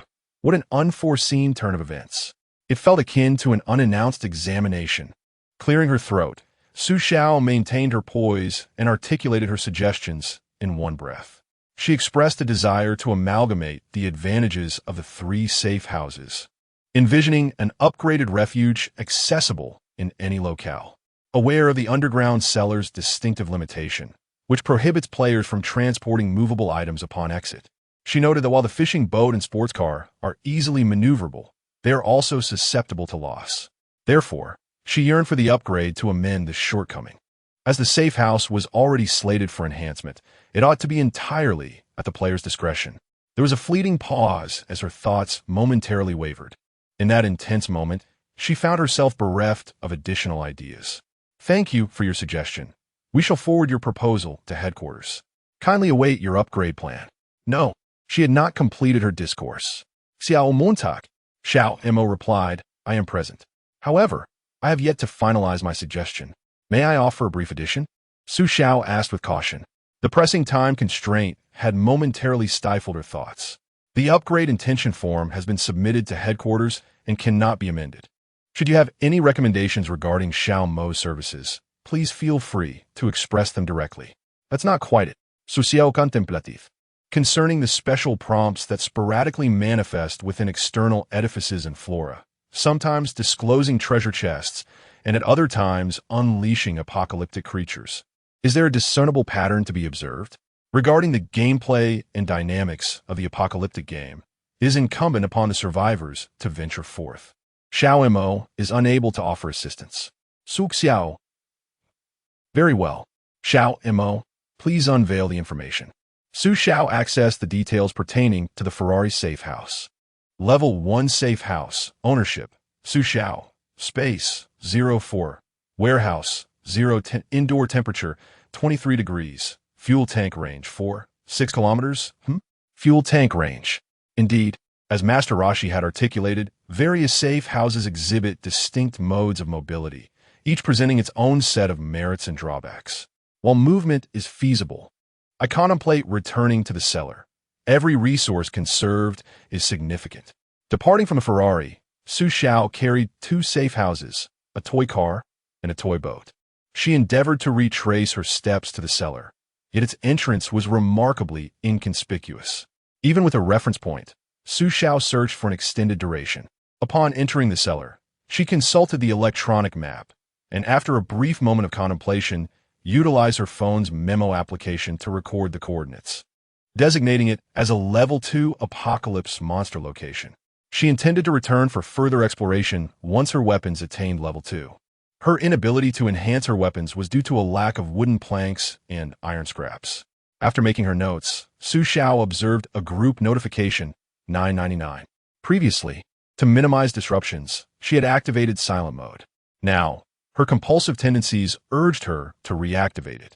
Almost every group had disseminated the same message. All members. A global catastrophe has transpired. The worldwide apocalypse emergency plan has been initiated. The Alliance has coordinated military rescue operations. Those who have survived the hurricane disaster are requested to submit their coordinates for rescue. Survivors possessing secured safe houses who are willing to offer them for research purposes will receive additional recompense from the Alliance. Chapter 10. A sense of security. The emergency plan for the apocalypse addresses the grave calamities that imperil the entire globe. The United Nations shall transcend national borders to forge an alliance for the end of days, with all directives emanating from this coalition taking precedence. Nearly 10 hours have elapsed since the hurricane disaster unfolded, and the establishment of this alliance signifies the reality of a global catastrophe. Nevertheless, the concept of binding a safe house and willingly contributing research for supplementary subsidies had never crossed Su Xiao's mind. The safe house is only relinquished upon the demise of the survivor. Once surrendered, is there truly any hope for survival? She resolutely refused to become a mere test subject. Just as her thoughts reached a conclusion, a colleague in the group tagged her. It was Yang Hai. Yang Hai, Su Xiao, you possess a safe house, do you not? I observed it. The Alliance is presently soliciting contributions for research on safe houses. Surely, you wouldn't be so self-centered, would you? Su Xiao. How is it that this individual can speak so incessantly, yet continues to exist? Wenming, now that everyone is secure, President Wang has just indicated that for the moment, we may regard this as a vacation and refrain from attending work. Su Xiao felt a tinge of exasperation. Her company indeed possessed an overabundance of eccentric talent. In such a perilous circumstance, who is concerned about employment? The office building must have already succumbed to collapse. Yang Hai, Wenming, brother one possesses a safe house. It ought to be contributed to the alliance. Wenming, the safe house is tied to President Wang. He shall make the decision. Do not inquire as to why.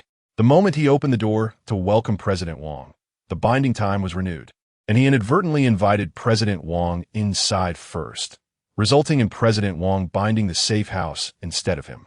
As for President Wang, he was entirely unaware of his surroundings. After the calamity, when he finally emerged, both President Wang and the safe house had vanished. Su Xiao found this rather amusing. However, as her observation continued, she perceived an unsettling discrepancy.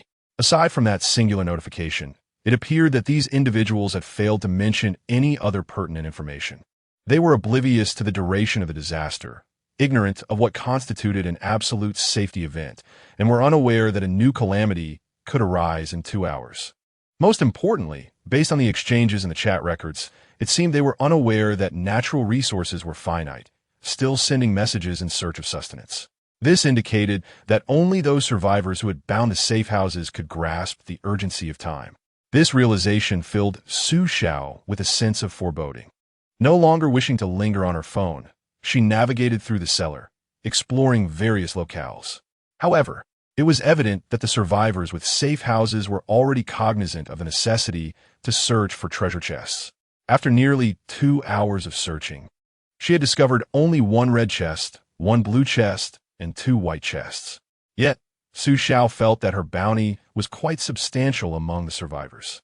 After all, her cellar could move without the need for endurance. It merely required a change of oxygen. With 10 minutes remaining until 8 p.m., the sky darkened abruptly. Anticipating an imminent notification from Xiao Mo, Su Xiao resolved to retreat to the cellar to evaluate her findings for the day. It turned out that chests could be stored within the warehouse's capacity. As long as Su Xiao refrained from opening the chests, their colors could continue to accumulate.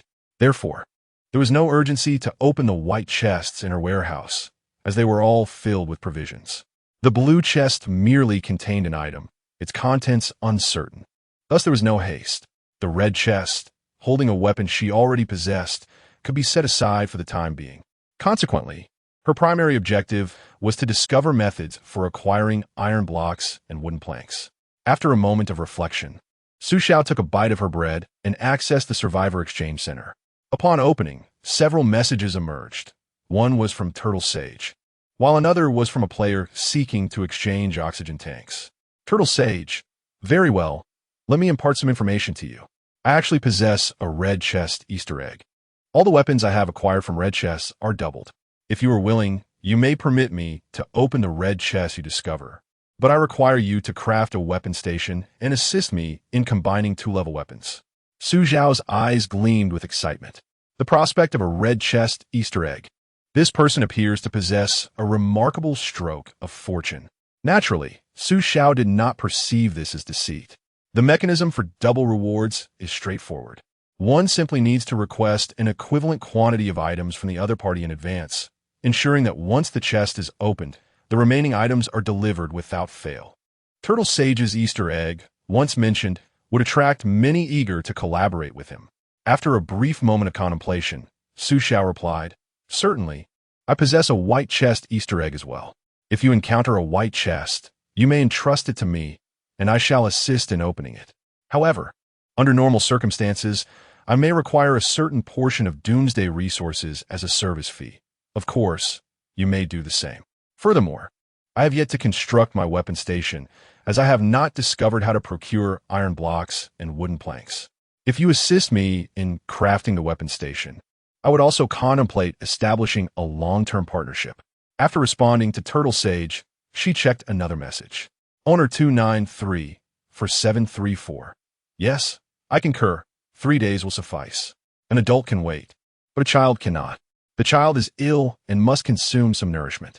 If you are available, I kindly request your assistance." This final message was sent an hour prior.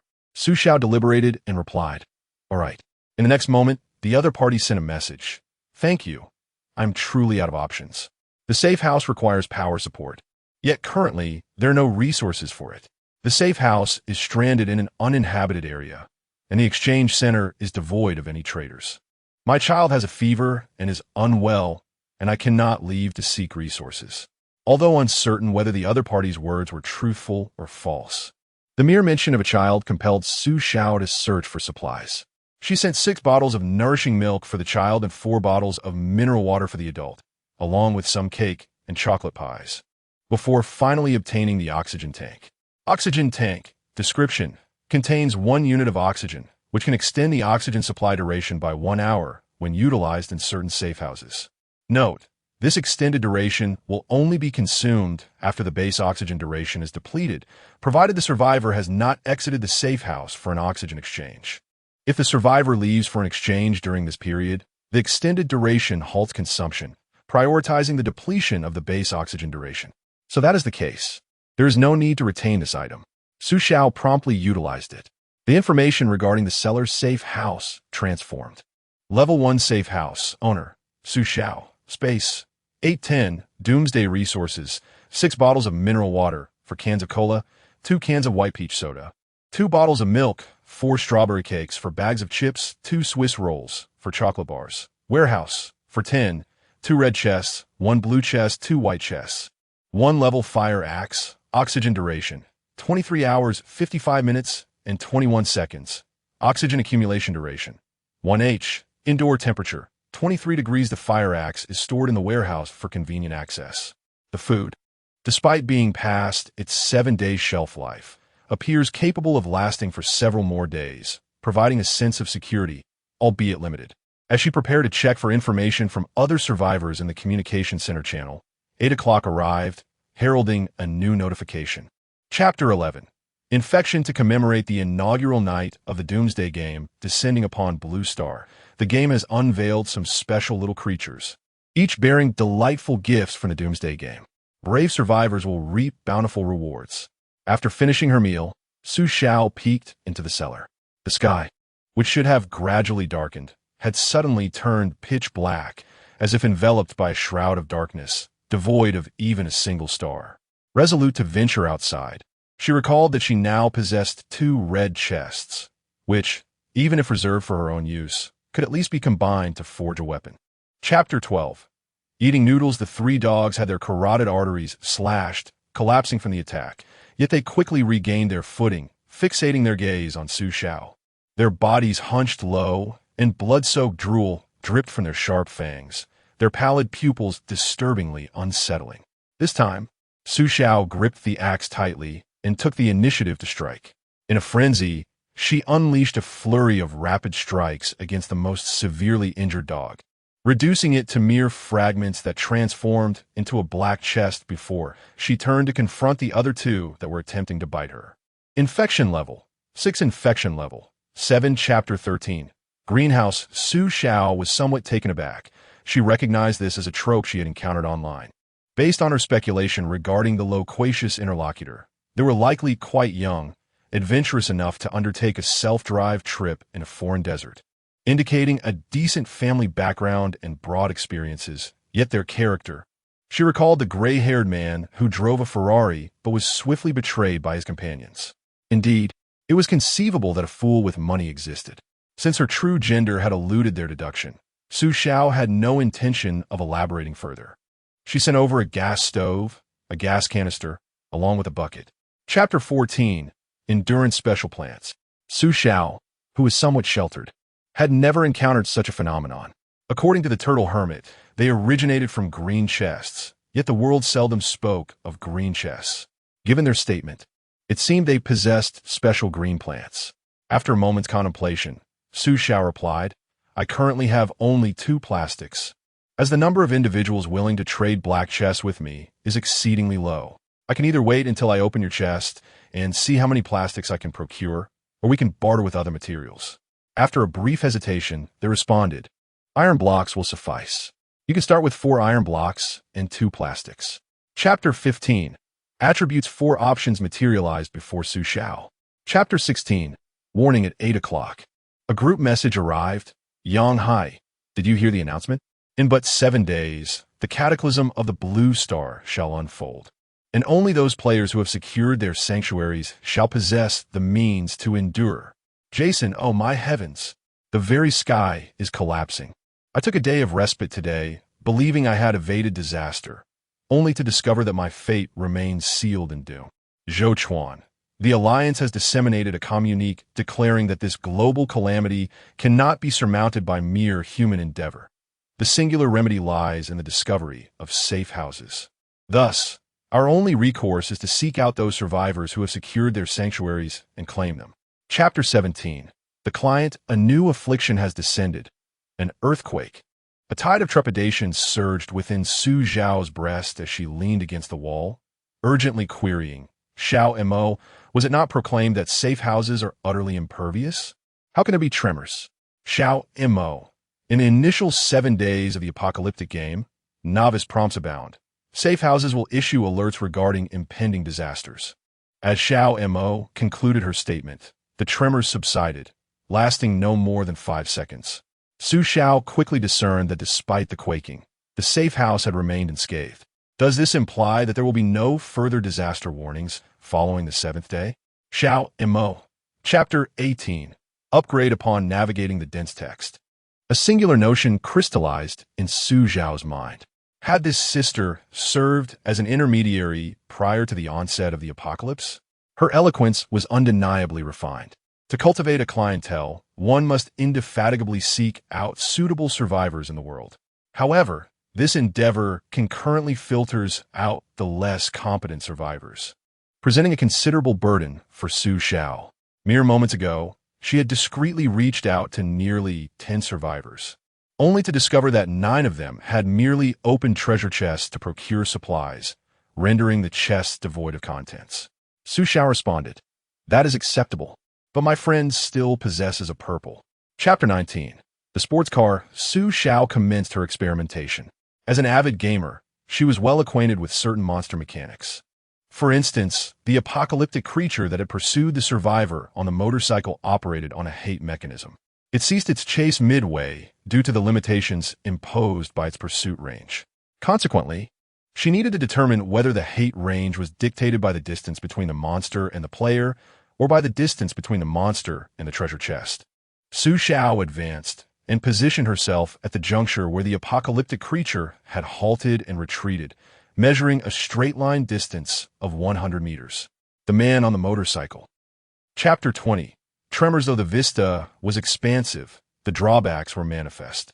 Resource consumption was exorbitant. The moment she pressed the accelerator, her travel distance was halved. Furthermore, deceleration was sluggish, and not every location permitted parking.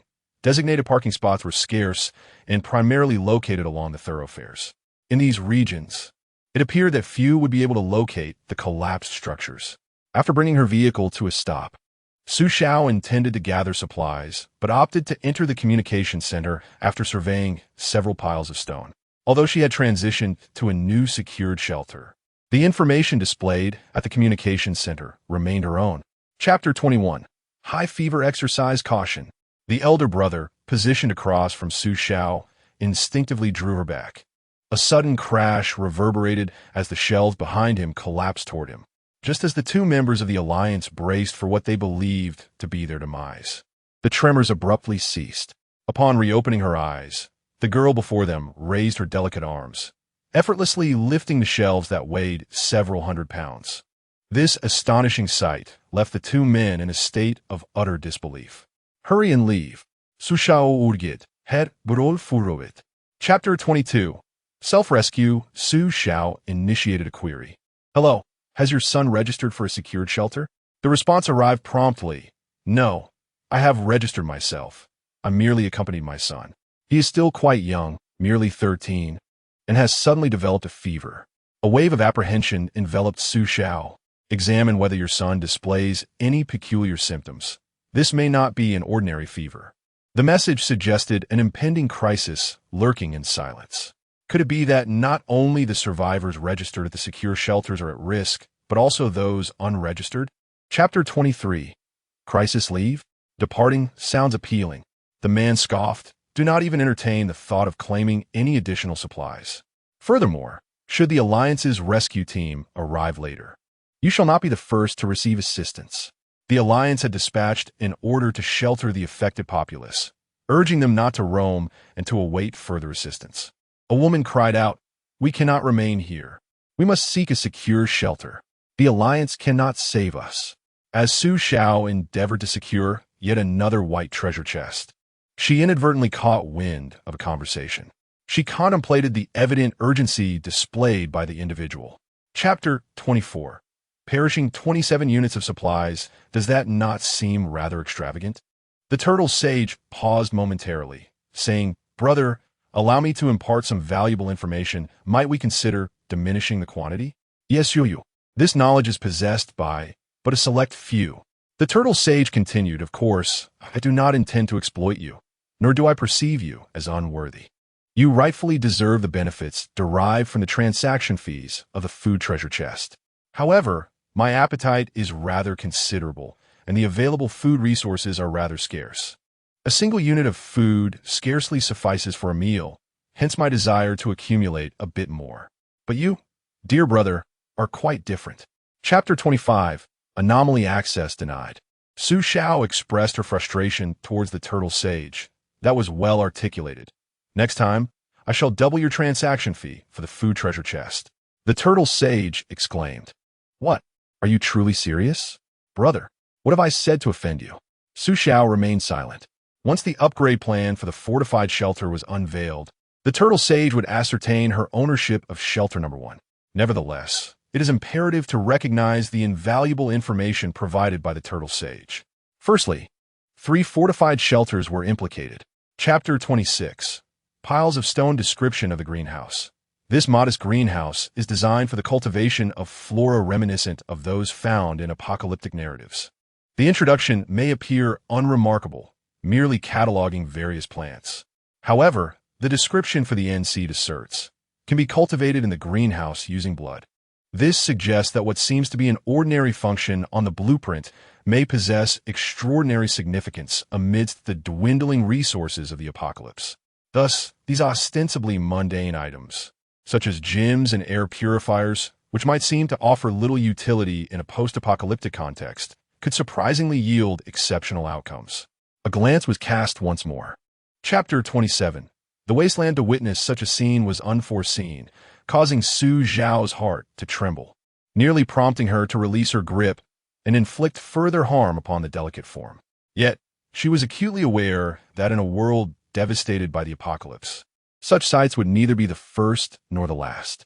After a fleeting moment of emotional steadiness, Su Xiao methodically cleared away the stones encircling the child, shifting the broken body. At the instant she made contact with the shattered form, a message materialized before her. Infection level 10.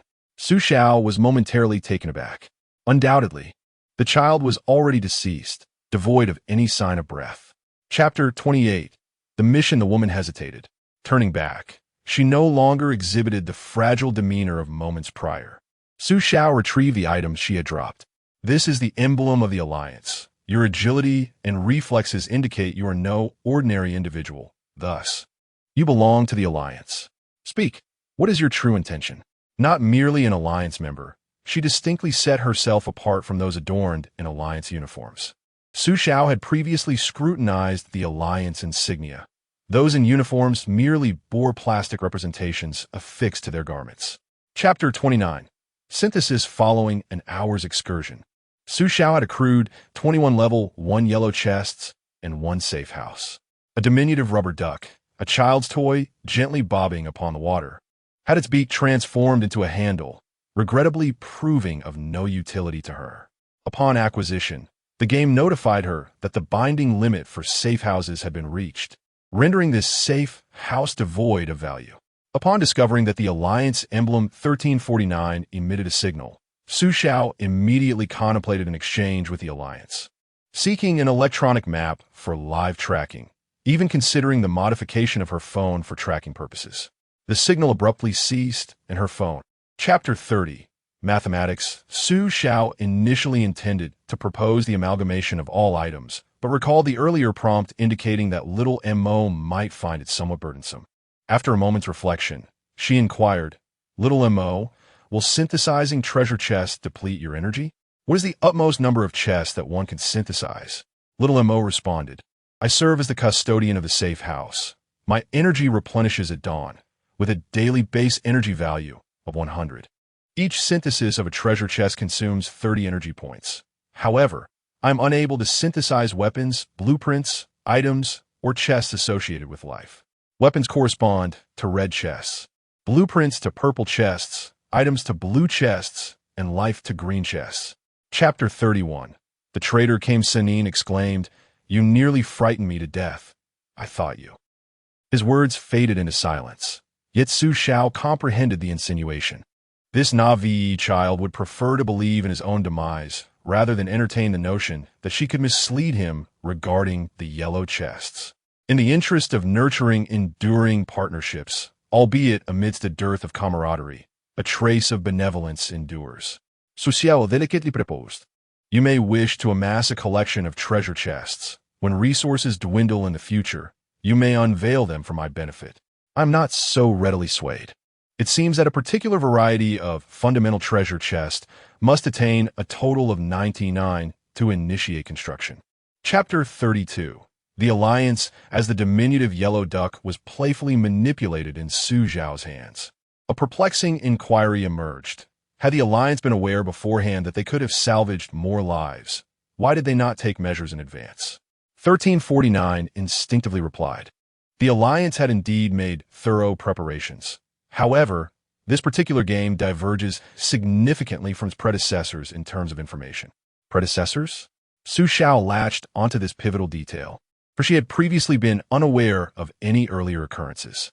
Having lived for over 2 decades, diligently pursuing her studies and achieving excellence, she had perused countless documents, yet had never come across any reference to a former global apocalypse game.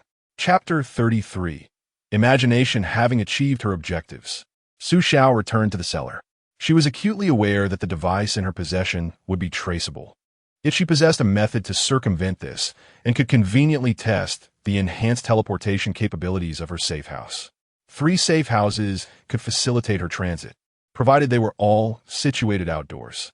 At present, the cellar was ensnared at the heart of the ground, rendering relocation challenging. The only entities she could maneuver were fishing boats and vehicles. After repositioning the cellar, Su Xiao set forth. With a mere thought, she conjured the image of a Ferrari, and a translucent apparition materialized before her. Chapter 34. Thunder. The Advanced Player Communication Center exhibited a count of 6 individuals.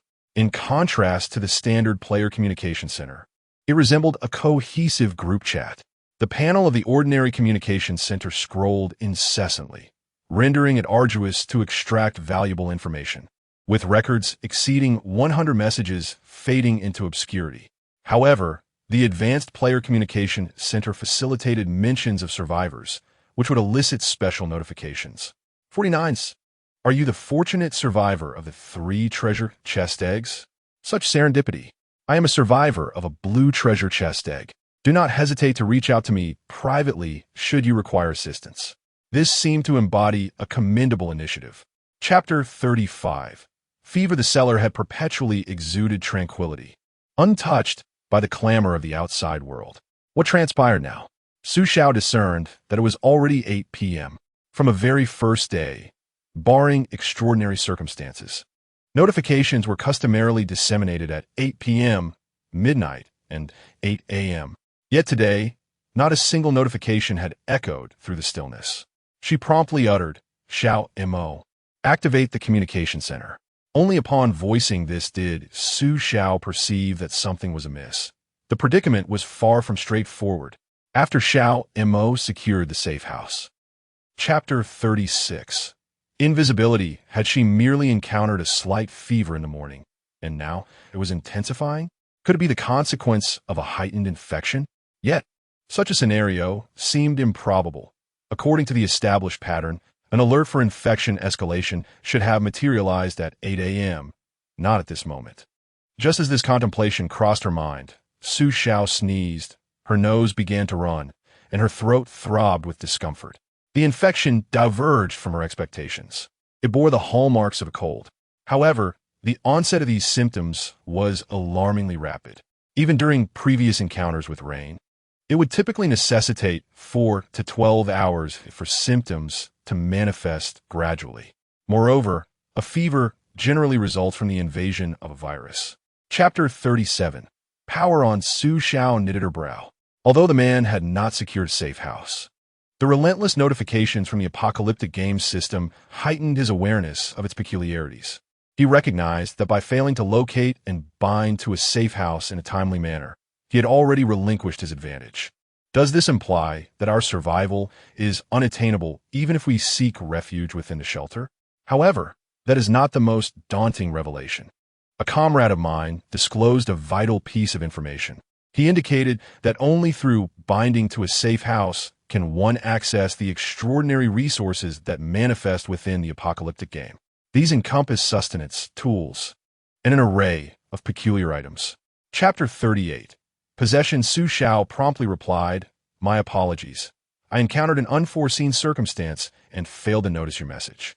Is it still feasible to exchange now?" Turtle Sage responded almost immediately, "What? Are you safe? Did you venture out for supplies in this tempestuous weather? The thunder roars and rain lashes outside, and the chill is piercing.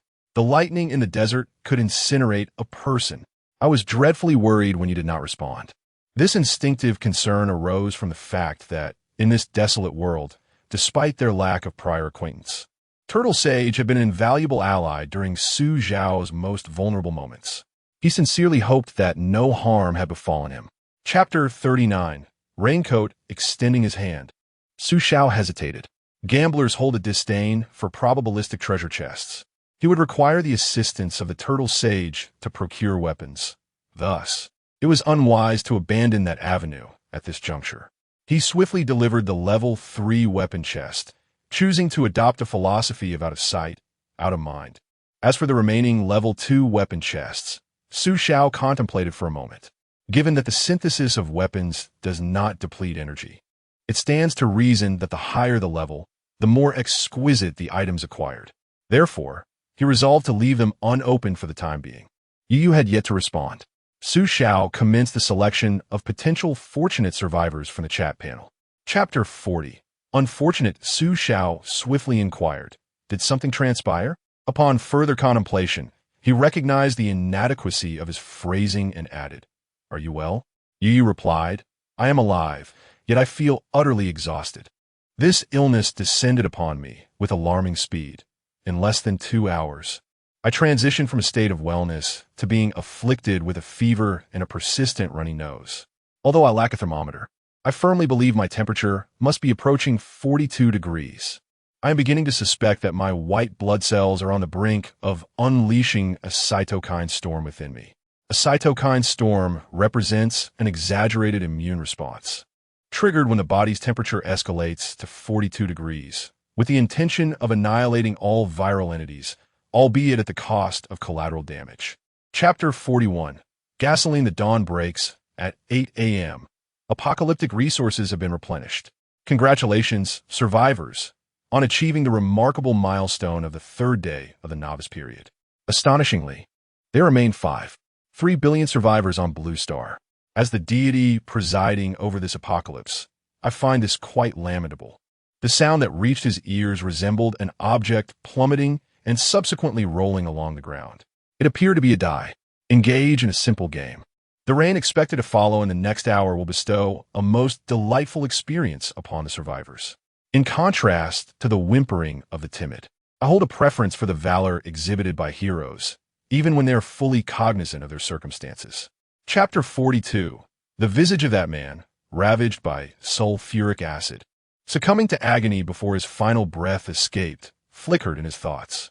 Could it be that the survivors were destined to be engulfed by acid rain? À Waterloo d'expanser l'homme heureux, passage provant possible. Suddenly, the vehicle comes to an abrupt halt.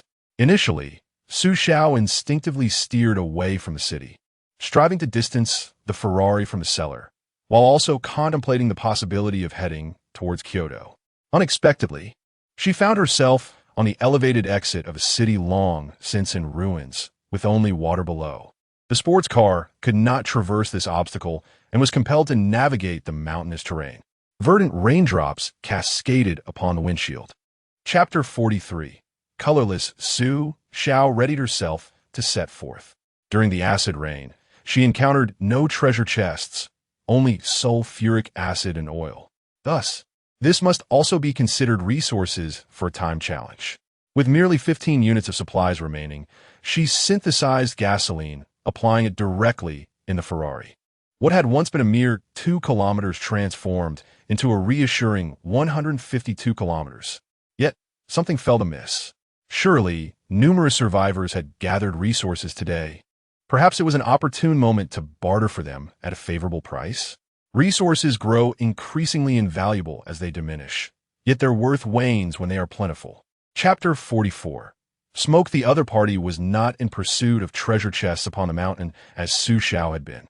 Traversing on an electric tricycle, he proceeded at a leisurely pace. Initially, he had been ahead of Su Xiao. However, the tricycle's pace paled in comparison to the sports car, and with a manual transmission, he arrived an hour later than she did. The mountain path meandered unpredictably. Thankfully, the vehicle served as a sanctuary. Otherwise, one might have harbored concerns regarding the steepness of the mountain obstructing passage. Su Xiao intentionally maintained her distance, evading him as she observed him making his way toward another peak, which coincidentally was also her intended destination. Chapter 45. Water gun heightening her vigilance. Su Xiao scrutinized for 3 seconds before discerning that it posed no threat. Smoke spiraled in delicate tendrils, entwining with a chimney. Was someone preparing a meal? That appeared improbable. Her own resources were already rather plentiful, as she could hardly amass materials for a comprehensive lighting arrangement, much less for the designs of a kitchen. Could there be an enigmatic benefactor? As she approached, she stumbled upon an antiquated structure, or rather, a safe haven fashioned to resemble an old residence. It loomed majestically atop the mountain, built from weathered yellow mud and brick walls, evoking the essence of a forsaken rural abode. Chapter 46. Island. Su Xiao inquired of the turtle sage, "What was the extraordinary revelation you wished to impart to me?" As she scrolled through the chat history with him, she recalled that when he traded a Level 2 weapon upgrade blueprint for insights on synthesizing a Level 2 treasure chest, he had alluded to possessing something remarkable. At that moment, she had been too engrossed in the exchange of blueprints. The turtle sage remembered this and messaged Su Xiao, "Am I not situated in the desert? I stumbled upon a pyramid. At first, I presumed that the ravages of the hurricane and earthquake would have left the edifice in shambles. However, I soon realized that this pyramid is anything but ordinary." Chapter 47. Named from 1 to 5:30, a full 4.5 hours elapsed. Yet Su Xiao had only explored a mere quarter of the diminutive island. The remaining 3/4 lay too distant from her fishing vessel and were not along the easily discernible periphery of the island. instead nestled within densely wooded areas. To avert potential perils, she resolved to return at a later date. The island was tranquil and monotonous, her sole companions being the scattered corpses, yet the rewards were substantial. She had temporarily uncovered 228 complete corpses and 116 colorless treasure chests. The 228 complete corpses were dragged by Su Xiao to the shoreline and set ablaze. Chapter 48. Self-destruction. Jiang Hui reflected upon Su Xiao, a child nurtured by the Jiang family. They had embraced her when she was 13 and were well acquainted with her entire history. After Jiang Qiqi's return, they were cognizant that although they could not rear Su Xiao directly within the Jiang household, they refrained from sending her back to the orphanage. Thus, while they did not bestow upon her the affection of her biological parents, they provided her with a sanctuary where she could mature in tranquility. This child exhibited remarkable sensibility and independence. Upon reaching adulthood, she distanced herself from the Jiang family through her own merit, re-entering the ordinary world with an impressive resume, never once contemplating the exploitation of the Jiang family's connections. Chapter 49. Sacrifice. 1349 spoke candidly. We discovered her yesterday afternoon and transported her to the safe center within the rescue camp. The camp was rather tumultuous, with many individuals no longer adhering to the Alliance's directives, resulting in a riot. Although we promptly relocated her and Mr. Jiang this morning, following the acid rain, the underground city was further compromised. The Alliance could not withstand the acid rain, leading to another eruption of chaos. Ultimately, the Alliance resorted to desperate measures for suppression. The most crucial detail is that a research specialist has been infected. Infected? Chapter 50. Elixir. Su Xiao felt an overwhelming allure. Yet, her instincts cautioned her that indulging the intelligent steward with the deity's toys was a lavish endeavor. What if unforeseen consequences arose? Furthermore, there existed a limitation on energy value, which would inevitably replenish the following day. Even if she were to nourish the intelligent steward, an ample supply of treasure chests for synthesis would be essential. Otherwise, it would merely squander energy. Thus, the deity's toys were undoubtedly not intended for such extravagance. Lamentably, she found herself devoid of any of the deity's toys. Su Xiao still possessed 266 yellow treasure chests. She calculated that synthesizing a level 5 chest. Chapter 51. Damage. Came Sanin exclaimed. This strength elixir is precisely what I require. I have acquired a level 3 weapon, which is astonishingly weighty. I find it exceedingly difficult to lift. It seems to weigh no less than 100 to 200 pounds. I believe that only an individual of the Yuanba's caliber could handle it with ease, which is precisely why I am in dire need of the strength elixir. Su Xiao inquired with intrigue. Have you considered consuming the elixir to ascertain whether you might be able to lift it? Kame Sanin responded, Is there a possibility that I would still be unable to? Su Xiao was engulfed in uncertainty. The parameters of the apocalyptic game diverged significantly from reality. Just as she had experienced upon consuming the strength elixir while endeavoring to lift the damaged structure, it became evident that the situation was feasible. Su Xiao comprehended the gravity of her circumstances. After ingesting the remaining 2 strength elixirs and 4 agility elixirs, she felt an exhilarating surge of power coursing through her veins. In terms of speed, she sensed the potential to scale walls and execute remarkable feats of agility. Regarding her strength with the right fulcrum, she could conceivably lift Blue Star itself. As for her defense, she pondered whether 2 elixirs could withstand the impact of bullets. Nevertheless, irrespective of the outcome, her sense of security had soared. She was no longer plagued by the fear of her existence being abruptly extinguished. Kame Sanin, almost instinctively, remarked with a hint of sarcasm. The consensus among those present indicated that the contents of the prop's treasure chest were superior to those found within the materials treasure chest. The items contained within the materials treasure chest were merely consumables, lacking any permanence, whereas the prop's treasure chest appeared to harbor significant value. After a brief moment of silence, Su Xiao slowly responded, proposing that they exchange the treasures as if no transaction had ever taken place. You shall open the blue treasure chest, whilst I shall open the black one. The materials will belong to me, and the props to you. Master Rashi found this arrangement agreeable, but as he prepared to affirm it, an epiphany struck him. 1349 stood attentively, stating, "Please proceed." Su Shao instructed, "Incinerate the corpses in your possession," allowing the members bound to the safe house to collect the yellow treasure chests that remain post-incineration. "We have been executing this process all along," 1349 expressed his bewilderment. The news had previously circulated within the safe house communication center, where the doctor had informed them, leading various alliance organizations to designate specific members for the collection of yellow treasure chests. What I mean is, do not rest tonight until 8 a.m. tomorrow, just prior to the resource refresh, to gather as many as possible. Currently, 90 of the safe houses were bound, with over 10 survivors having upgraded their safe houses, triggering a comprehensive enhancement of the communication center, rendering it more user-friendly. Su Shao contemplated this declaration. The notion of a final revelry seemed almost too explicit.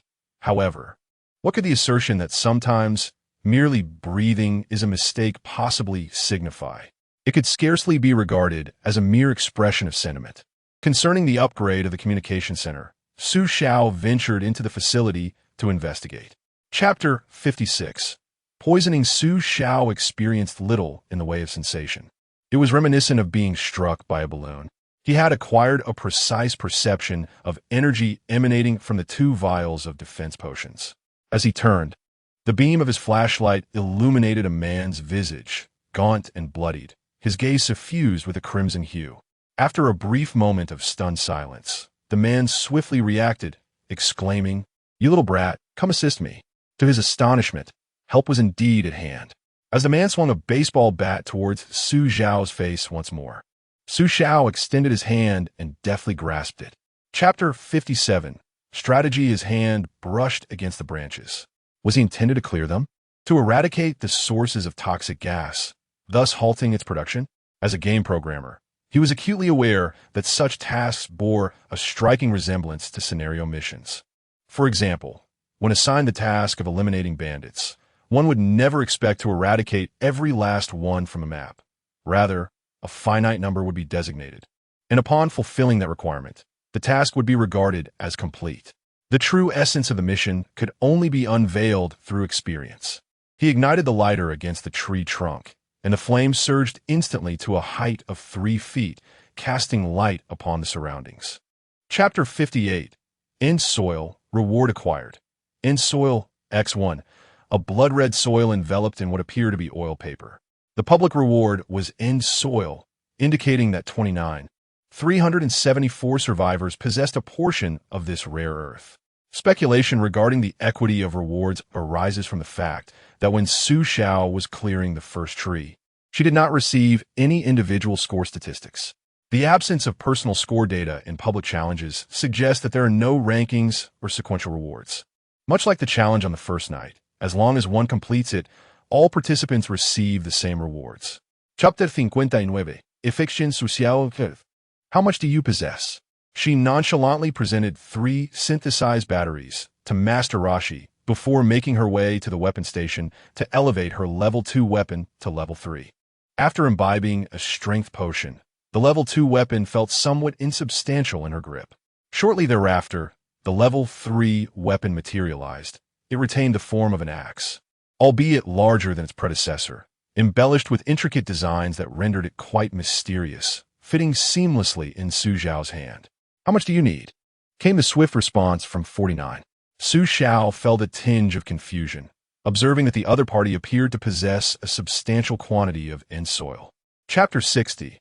In shade. After establishing contact, Su Shao sent a message. "Greetings, I wish to exchange some end soil with you. May I inquire how much you possess?" The reply was immediate. "Certainly. How much do you require?" "We currently possess 127 portions, though we remain uncertain of their applications.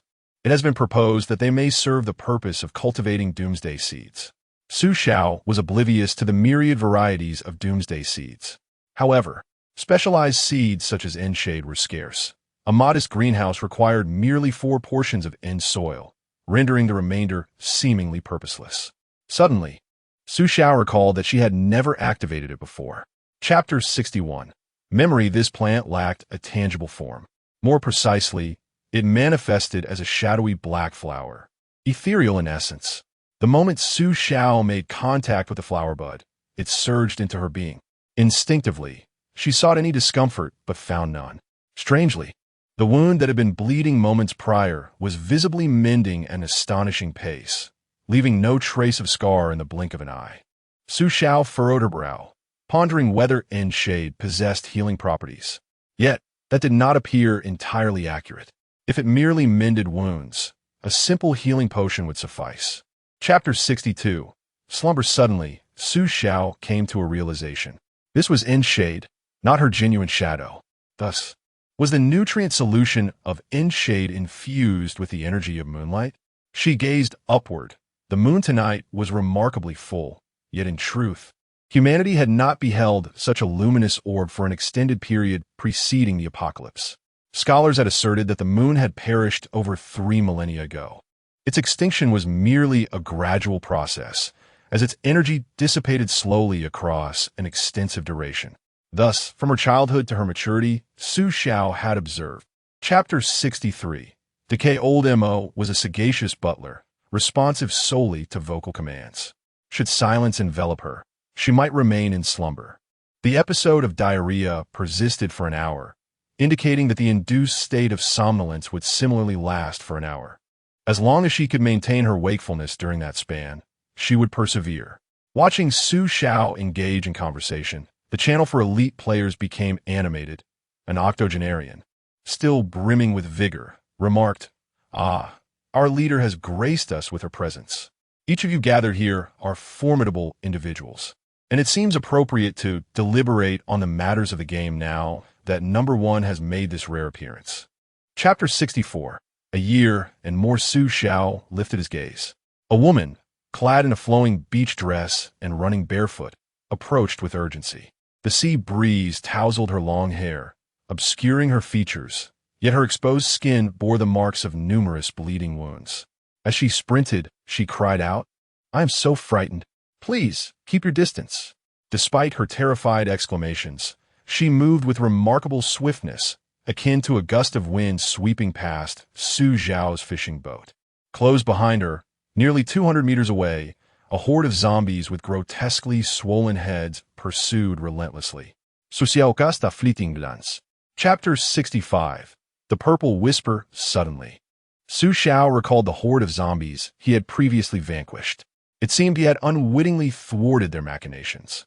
His focus shifted back to the quartet, 3 men and 1 woman. The men comprised a tall figure, a stocky individual, and a bald man. The woman, possessing an exquisitely beautiful visage, was adorned in an ill-fitting men's shirt, with crimson marks marring her limbs and neck. "Please, do not approach any closer." It appeared her ankle had been twisted, rendering her unable to rise. She could only cast a tearful glare at the woman, imploring, "I wish to assist you. Why do you desire to inflict harm upon me?" Chapter 66. The Cleanup. Su Xiao perused the message. "Fishy, boss, today I encounter my unparalleled heroine. She wielded a colossal axe in her left hand and an M24 at her right, descending upon me like a vibrant rainbow cloud. I have never felt so feeble, nor have I loathed my own misfortune with such fervor. Had I been even slightly imprudent, I would not have lived to see you. Social? Fishy. I found myself besieged by 4 burly men. Initially, I had parked the safe house by the seaside, but they seized it, and as soon as I ventured forth, I nearly fell into their clutches. In this apocalyptic realm, I profoundly sense the injustice. Boss, I implore you to show me mercy." Chapter 67. The thief. Su Xiao swiftly navigated to the heart of Cloud City to evaluate the circumstances. The ground was astonishingly pristine, in anticipation of the forthcoming turmoil. The Alliance had meticulously cleared the area, incinerating the majority of the remains and seizing the medical supply crates. A few infected individuals had surfaced among the throng, yet they appeared to have been swiftly neutralized. Half an hour later, Su Xiao discerned the entrance to the underground city and caught sight of 1349 and her entourage. Approaching nearer, he sought refuge within a nearby building. "Deputy Commander, there are presently 38,000 survivors sheltered underground. Should the infection rate persist in its ascent until 8 a.m. tomorrow, the number of survivors may. Chapter 68. The Thief Su Xiao. What? The entity has rebranded itself as Star Alliance Area 3, House Number 1. We have uncovered more than 8,000 injured survivors here, with infection rates fluctuating between a minimum of 73 and a staggering 95. We require no less than 30,000 doses of the antiviral agent, primarily to eradicate the infection within the survivors' bodies. Would you be inclined to exchange a treasure chest for the antiviral agents? Presently, we possess over 46,000 first-level yellow treasure chests and slightly more than 2,000 second-level yellow treasure chests. The supply of treasure chests is finite. Chapter 69. The toy accompanied by a voice brimming with fury. The once radiant day was abruptly enveloped in darkness as Su Xiao instinctively turned his gaze to the outside world. In the obsidian sky, a blood moon materialized with startling suddenness. The blood moon swiftly morphed into a colossal crimson eye, its ferocious gaze penetrating, with veins sprawling across its surface. The pupils swirling as if capable of piercing through all matter. I knew you humans were nefarious. Let me discern the whereabouts of the thieves. A profound sense of dread gripped Su Xiao as he recalled the dice secured in the warehouse. Old Mo interjected, "Do not be afraid." Chapter 70. Candidates. Upon observing 49's reaction, Su Xiao promptly reached out to Turtle Sage with a message. "Have you uncovered any information regarding the toys?" Turtle Sage responded, "Ah. Boss, are you secretly eavesdropping?" Su Xiao clarified, "No, I merely accessed the communication center. I wish to exchange information with you for 1 vial of the apocalyptic potion, specifically designated." To his astonishment, Turtle Sage replied without a moment's hesitation, "I desire a strength potion." Su Xiao produced a vial of the strength apocalyptic potion and handed it over, adding, "However, I am also rather intrigued by the purpose of the Master God's toys." Turtle Sage accepted the potion. Chapter 71. Good night. The Master God's artifacts materialized within ornate treasure chests, seemingly designated for the survivors. Yet, it vehemently branded those fortunate enough to acquire the Master God's treasures as thieves. Should it bear responsibility for this? It would indeed be a case of a thief vociferously denouncing another thief. If not, how could it possibly discern which of the Master God's artifacts had disappeared? The fact that Su Xiao had activated the identity of a Master God candidate insinuated that the Master God might not exist at all. The entity that voiced this concern appeared intent on thwarting the emergence of candidates for the Master God. 49 had discerned the awakening of the Master God. Chapter 72. Southern Island last night was enchanting. I ensnared 2 vexatious nuisances, yet, alas, the dawn has broken. Nonetheless, the delightful little beings have emerged. They shall take my place and engage with you in the stead of the Master God. The infection level stands at 40, decomposition has reached completion at 100, and the prologue of the apocalypse has begun. At the sound of the notification, Su Xiao's eyes sprang open. It appeared that this entity had abandoned all pretense. However, this time he could distinctly discern that the system notification diverged from the information disseminated by that peculiar being. The system conveyed a more official tone, while the enigmatic entity. Chapter 73. Inquiries. A young girl lifted her petite hand skyward, eliciting an apologetic smile from her mother. Under the watchful gaze of the Eye of the Chosen, the trio was shrouded in a dim, desolate, and murky hue, devoid of any elixirs, merely ordinary survivors. Old Mo, could you provide a translation? Given that the communication center possessed the ability to translate languages, Old Mo should be equally capable. Before long, Old Mo encapsulated the essence of their discourse. It appeared that numerous monsters had emerged in the city center the previous day, inciting chaos and compelling their family to seek refuge at the seaside dock. Chapter 74. Choices. The man and woman were not lacking in wisdom. The woman articulated plainly, "You wish for us to entice the zombies," which is akin to longing for our own destruction. Even if we succeed in diverting the zombies, we may not even obtain a portion of a treasure chest. It would be far more prudent for us to depart at once. A man clutched a fire axe in his hand, a palpable reluctance reflected in his expression. They have sequestered all their resources in their clandestine base, And with the scant supplies at our disposal, how long can we possibly endure? The woman responded, "They remain at the trap. Perhaps we should circumvent and investigate the concentration camp instead." The man tightened his grip on the axe, lamenting, "If only there existed a safe house." Chapter 75.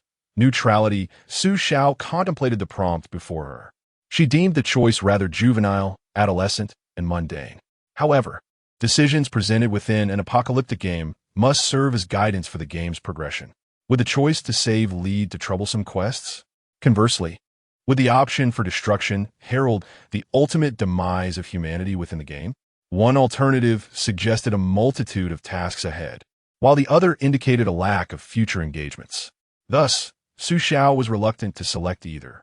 After a moment of reflection, she realized she could still move. This signified that, Chapter 76, Bloodlust, a special neutral treasure chest? Could it resemble the vibrant chests from the inaugural day? Could there possibly be a technique at play? Until now, she had not come across any survivors who excelled in such techniques, nor was she familiar with the benefits that might arise from pursuing this particular route. Nevertheless, the concept of a neutral special treasure chest undeniably stirred Su Xiao's intrigue. Indeed, we are cognizant of locations teeming with formidable zombies. The woman's voice interrupted Su Xiao's musings, responding to her earlier comment. The man nodded, acknowledging, "Although we have yet to encounter zombies akin to those we face today, Chapter 77. Survival. The woman was strikingly beautiful, yet she was not Jiang Qiqi. The sense of familiarity arose from Su Xiao having seen her previously. In the days leading up to the apocalypse, she had watched a video featuring a stunning influencer from a foreign land who had mysteriously vanished while vacationing on the southern island. This was the very visage that now confronted her.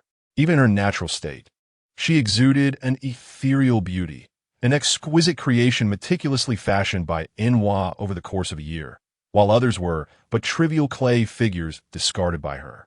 The woman's delight emanated from the sight of a stranger, rather than the grotesque faces surrounding her, embodying a flicker of hope for redemption.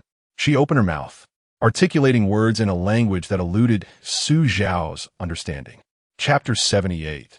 The Colossus, the grandest edifice on the southern island, was a statue, raised in accordance with the indigenous people's spiritual beliefs.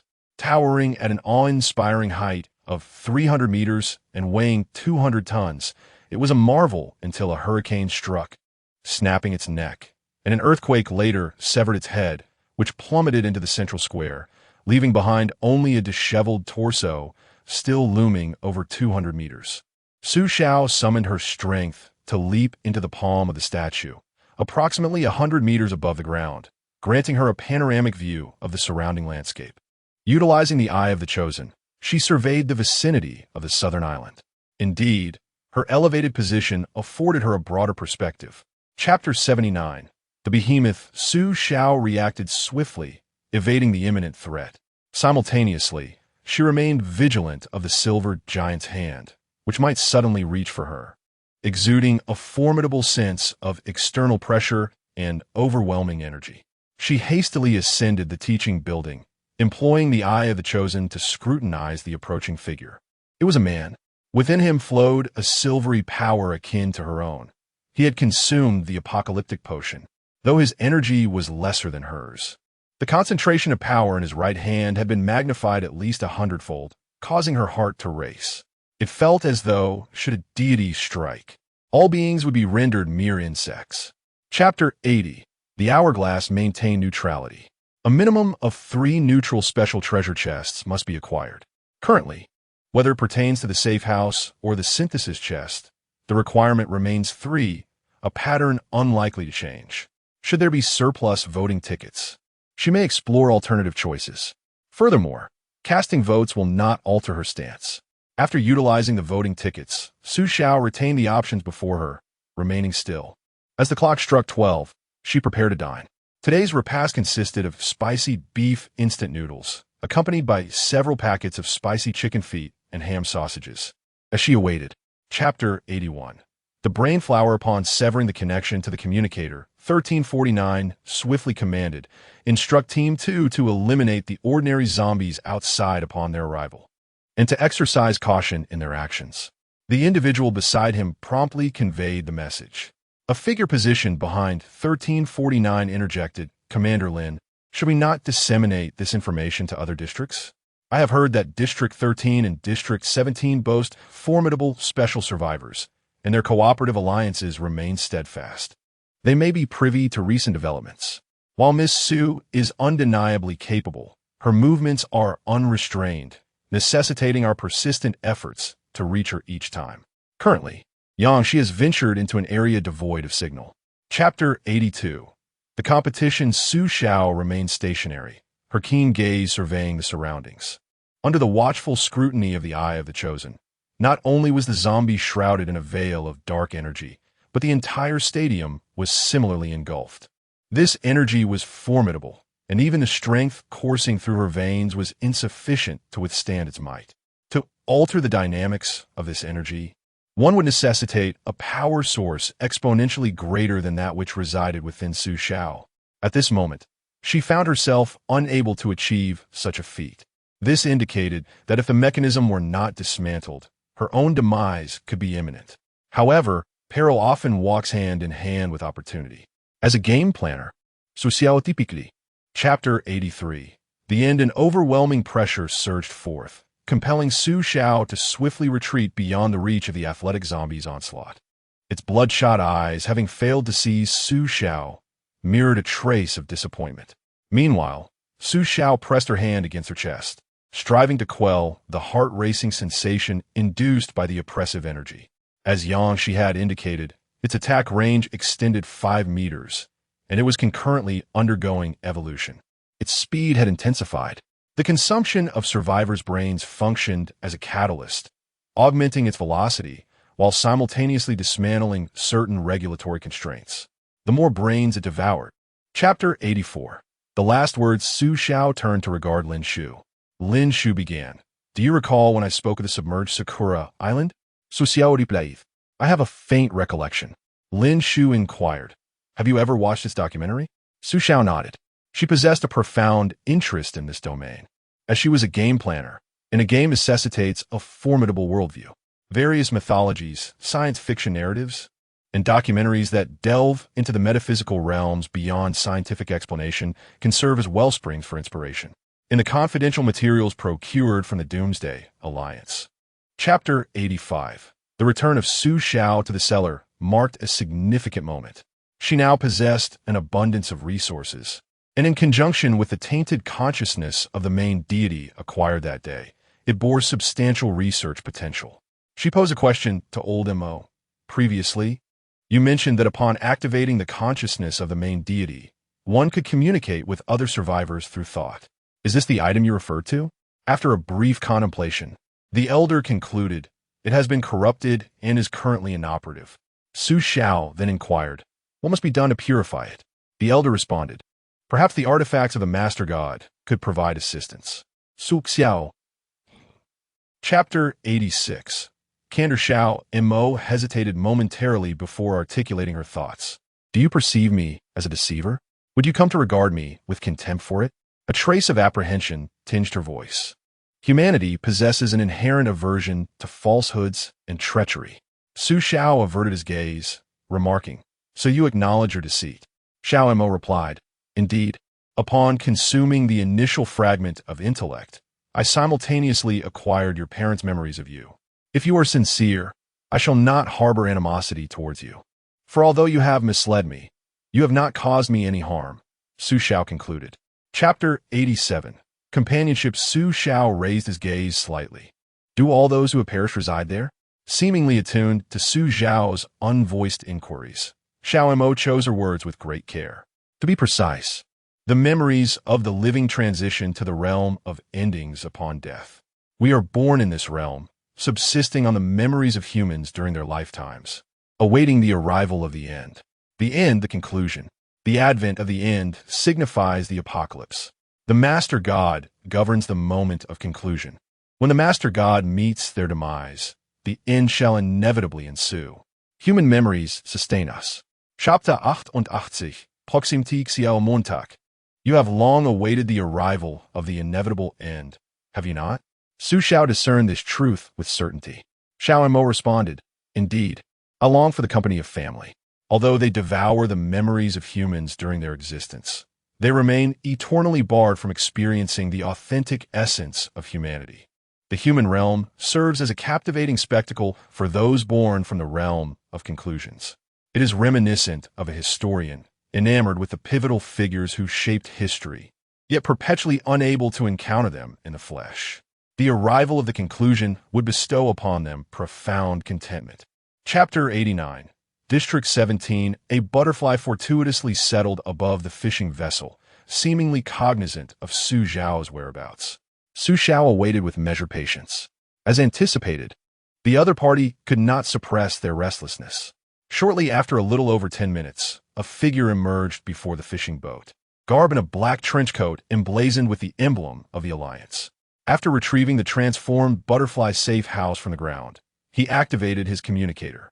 Standing before Su Zhao, unbeknownst to him, he continued his report. "Commander, I have arrived at the designated coordinates, yet the target remains elusive." Su Zhao clicked his tongue. Chapter 90. Mother Xiao and Mo contemplated for a moment.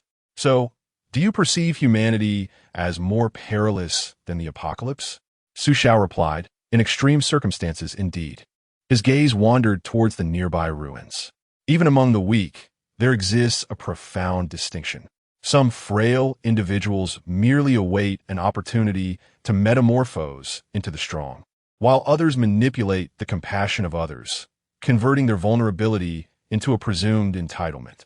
To the family on the southern island, she could exchange sugar as a form of trade. As for the man and woman, she could. Chapter 91. The whirlwind. Su Zhao activated the eye of divine selection. Within her sight, she beheld a massive cocoon ensnared in ebony silk threads, accompanied by the unsettling sound of bones fracturing echoing in her ears. Blood seeped from the dark filaments, cascading to the ground with a soft plop. One need not deliberate for long to comprehend the ghastly tableau that the chosen eye would reveal.